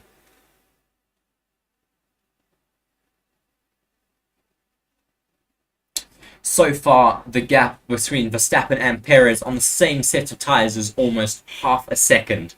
So Max has clearly just found a very, very good setup for his car and is just able to run away a bit from Sergio Perez.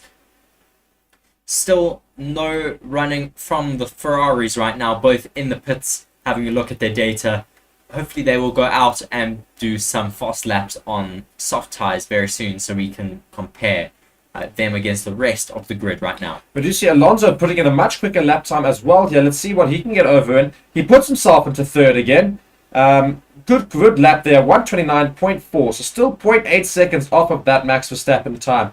But a little bit quicker there for Alonso. And I still think that we'll see some more pace in the Aston Martins later in qualifying, which of course you can catch on Forever Motorsports and Forever Sports on this channel here. Be sure to subscribe, and we will go straight to that stream as soon as this one ends as well. We'll just have a small 5-minute break and then start that build up again to qualifying in Saudi Arabia later this evening.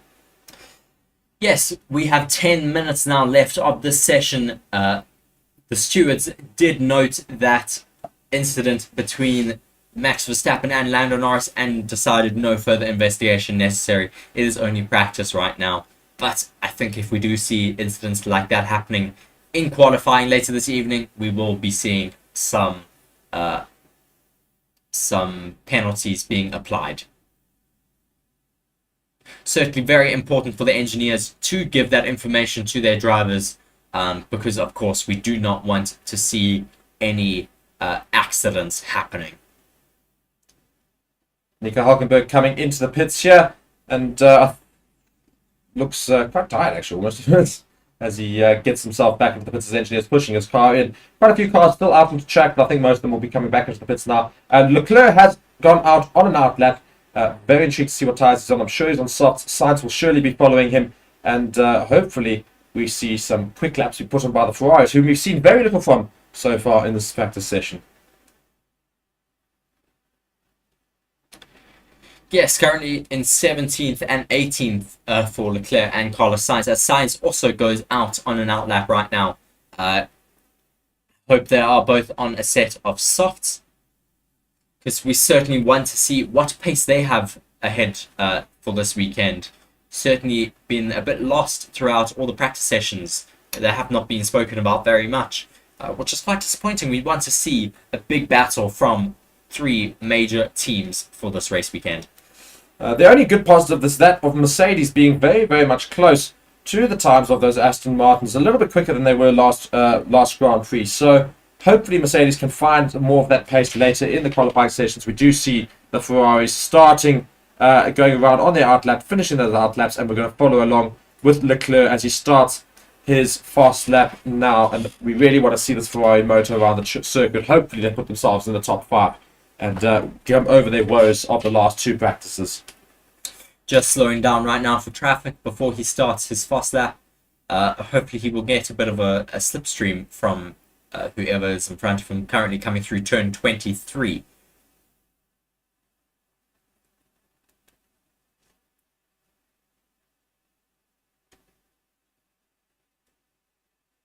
Still quite a lot of porpoising, even at low speeds for Charles Leclerc. I think that will be greatly affecting their lap times this weekend for sure. It just does not give their drivers the most confidence going into a timed lap when their head is bouncing around so much it affects their vision, as well as their top speed for sure. As we now see Charles Leclerc starting a fast lap, not looking very fast though into turn 1 at all. No, I think he's given it up. It looks like he's already aborted a fast lap. What is going on here for Ferrari? Possibly doing a double warm-up lap? Still really, really slow from him. Yes, indeed. And we'll have to follow along with Charles Leclerc in just a little bit when he puts in a quicker time. It's possible that Ferrari are just battling to get temperature into their tyres, which is very interesting at a track like this, where the track temperature is quite high. They're in the middle of a desert in Saudi Arabia. You would think that they would not have an issue getting tyre temperature up. So only 6 minutes left for this for the Ferraris to get in quick laps here. And we see McLaren here overtaking Charles Leclerc. Charles Leclerc having to really keep these tyres up. And Perez is also out on an out lap. So we'll be intrigued to see whether or not Leclerc can get a fast lap in, as we do follow now Verstappen, who's now on another fast lap and set a purple first sector yet again. And let's see if he can get between below at 128.5. What's interesting to note about this is these tyres are not brand new. He's set, I think, 3 or 4 fastest lap times already on them.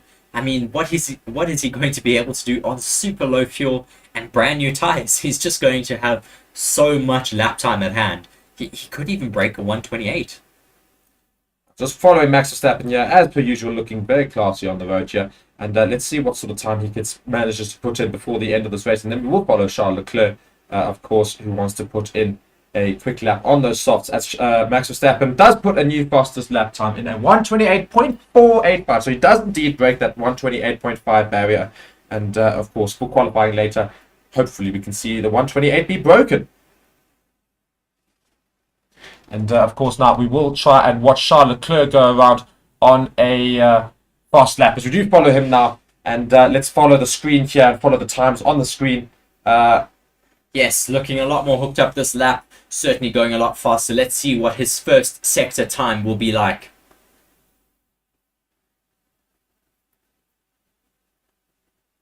Taking quite a lot of curb in turn 9 and 10.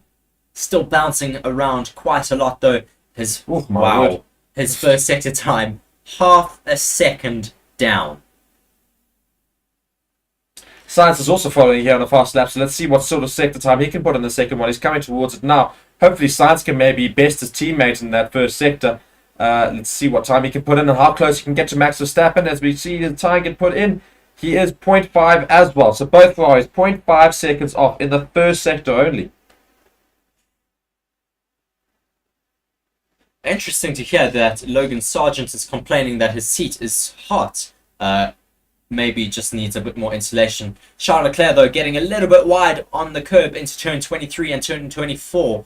That will take quite a bit of lap time out from his time. As we see, Charles Leclerc has now finished his lap with a 129.8, well down on the pace of the top 4 drivers. So Ferrari only managing to put themselves in 10th and 11th. The Sainz goes over as well on a 129.84, so ever so slightly quicker than that of Charles Leclerc, as a result of Charles Leclerc going slightly onto the curb a bit too much.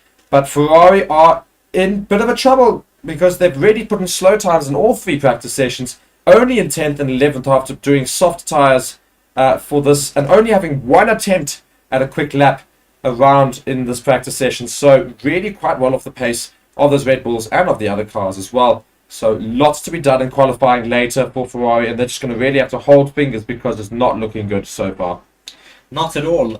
We expected Ferrari to be quite competitive here this weekend. Just watching a replay of really bottoming out that car into turn 24 from Charles Leclerc, that will be some floor damage for sure.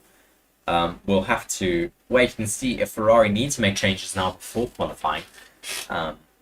But hopefully they will be able to just have another fast lap out there. Max Verstappen is in the pits. Most of the teams are now in the pits. The only cars we have out on track is Sergio Perez, the 2 Ferraris, Guan Yu Zhou, Bottas and Yuki Tsunoda. So yeah, we're going to come right up to the end of practice session 3. Just 2 minutes to go.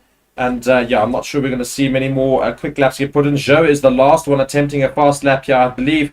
And we'll see how he fares. And not a lot of people looking like they're going to come out and do some start practice times here. We may see the Ferraris attempt one more fast lap from the two of them, looking like they are on a warm down lap right now. They still have 1 minute and 30 seconds to get across the line to start another fast lap though. So let's hope that we will get to see one more fast run from them before qualifying this evening.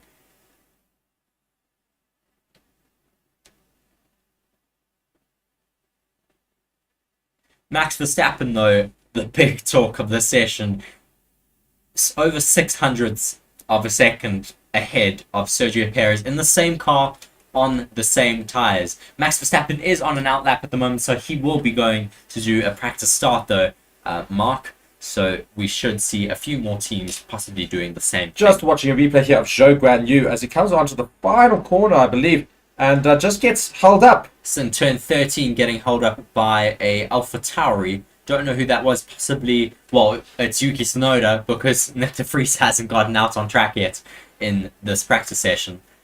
Let's see though if those Ferraris end up doing some more fast laps. Doesn't look like it. I'm currently watching their mini set times, and they are not setting any personal bests right now. Sorry, scratch that. It looks like Charles Leclerc is setting some personal bests. Yes, as he sets a personal best of a 32.5 in the first sector. Lots of yellow mini sectors though from the Ferrari.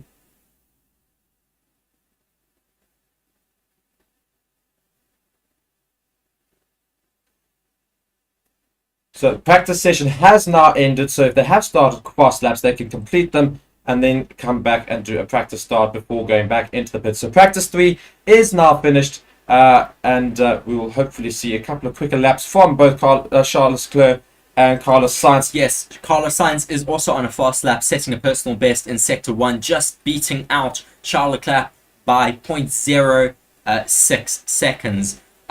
In the middle sector, Carlos Sainz is also seeming to be a little bit up. Charles Leclerc also improving on his middle sector, but still 600ths off of the fastest time right now. Charles Leclerc now coming to the last part of the track. Let's just see how he fares with that last one. He does manage to put himself into 6th place, so not too shabby for the Ferraris, but it's, again, still quite a way to go in qualifying. They're going to have to hope that they do better in qualifying than they have done in this practice session. Let's see how Sainz can finish off his practice here. Carlos Sainz has not improved on his middle sector, so I think he will be aborting that lap for sure. As I see, he puts himself now into 10th position with a 129.7. And that will be the end of practice 3. No more quick laps will be done by anybody. They'll do a couple of practice starts, I'm sure. Just watching, sorry, Mark, just watching the end of that lap for Carlos Sainz, how he has to take double stabs at the steering wheel to get around that penultimate corner there. Just not looking very comfortable in that Ferrari here today. I don't think we will be seeing them making too many gains in qualifying this evening. It's quite dismal to see Ferrari down in P6 and P10. Yeah, I know. Ferrari's disaster weekend just continues, unfortunately. They had really poor practices yesterday. This practice session only ended ever so slightly on a bit of a sweeter note for Charles Leclerc, but even then, still 1.1 seconds off of Verstappen's time. Qualifying later, of course, and I think they might be a little bit nervous, Ferrari, of whether or not they can actually even make that final qualifying session with both of their cars, because Carlos Sainz right at the back of the grid there. Russell can definitely go quicker, and so can Ocon. So we'll be very interested to see how Ferrari fare. Very interesting to see on this graphic that the fastest teams in the fastest drivers in the straight lines is Max Verstappen in first, closely followed by Sergio Perez, 0.17 seconds slower than him in the straights, and then closely followed, 0.27 seconds behind, is Nico Hülkenberg in the Haas. Certainly not what we were expecting. And then behind him is Fernando Alonso, 0.4 seconds in the straights, and Sargent, 0.45 seconds down on the straights. Just watching the drivers now making their way to the grid to do some practice starts. clock has run down though here in Saudi Arabia. Practice session is over. Just a chance now for the drivers to do some practice starts, and then we will see them all returning to their garages. Thank you though for joining us throughout this session. Please do drop a like on our video. Leave us a comment. Let us know where you're watching from. Don't forget to vote in our poll. It will end very soon. Let us know who you think has been the most impressive rookie so far this season. But you see a lot of cars here lining up for those practice starts. The Alpine gets away. And yeah, not too much to talk about with these practice starts, but nonetheless, they are all, of course, completing them. Just following on board here with one of the Aston Martins, that of Fernando Alonso.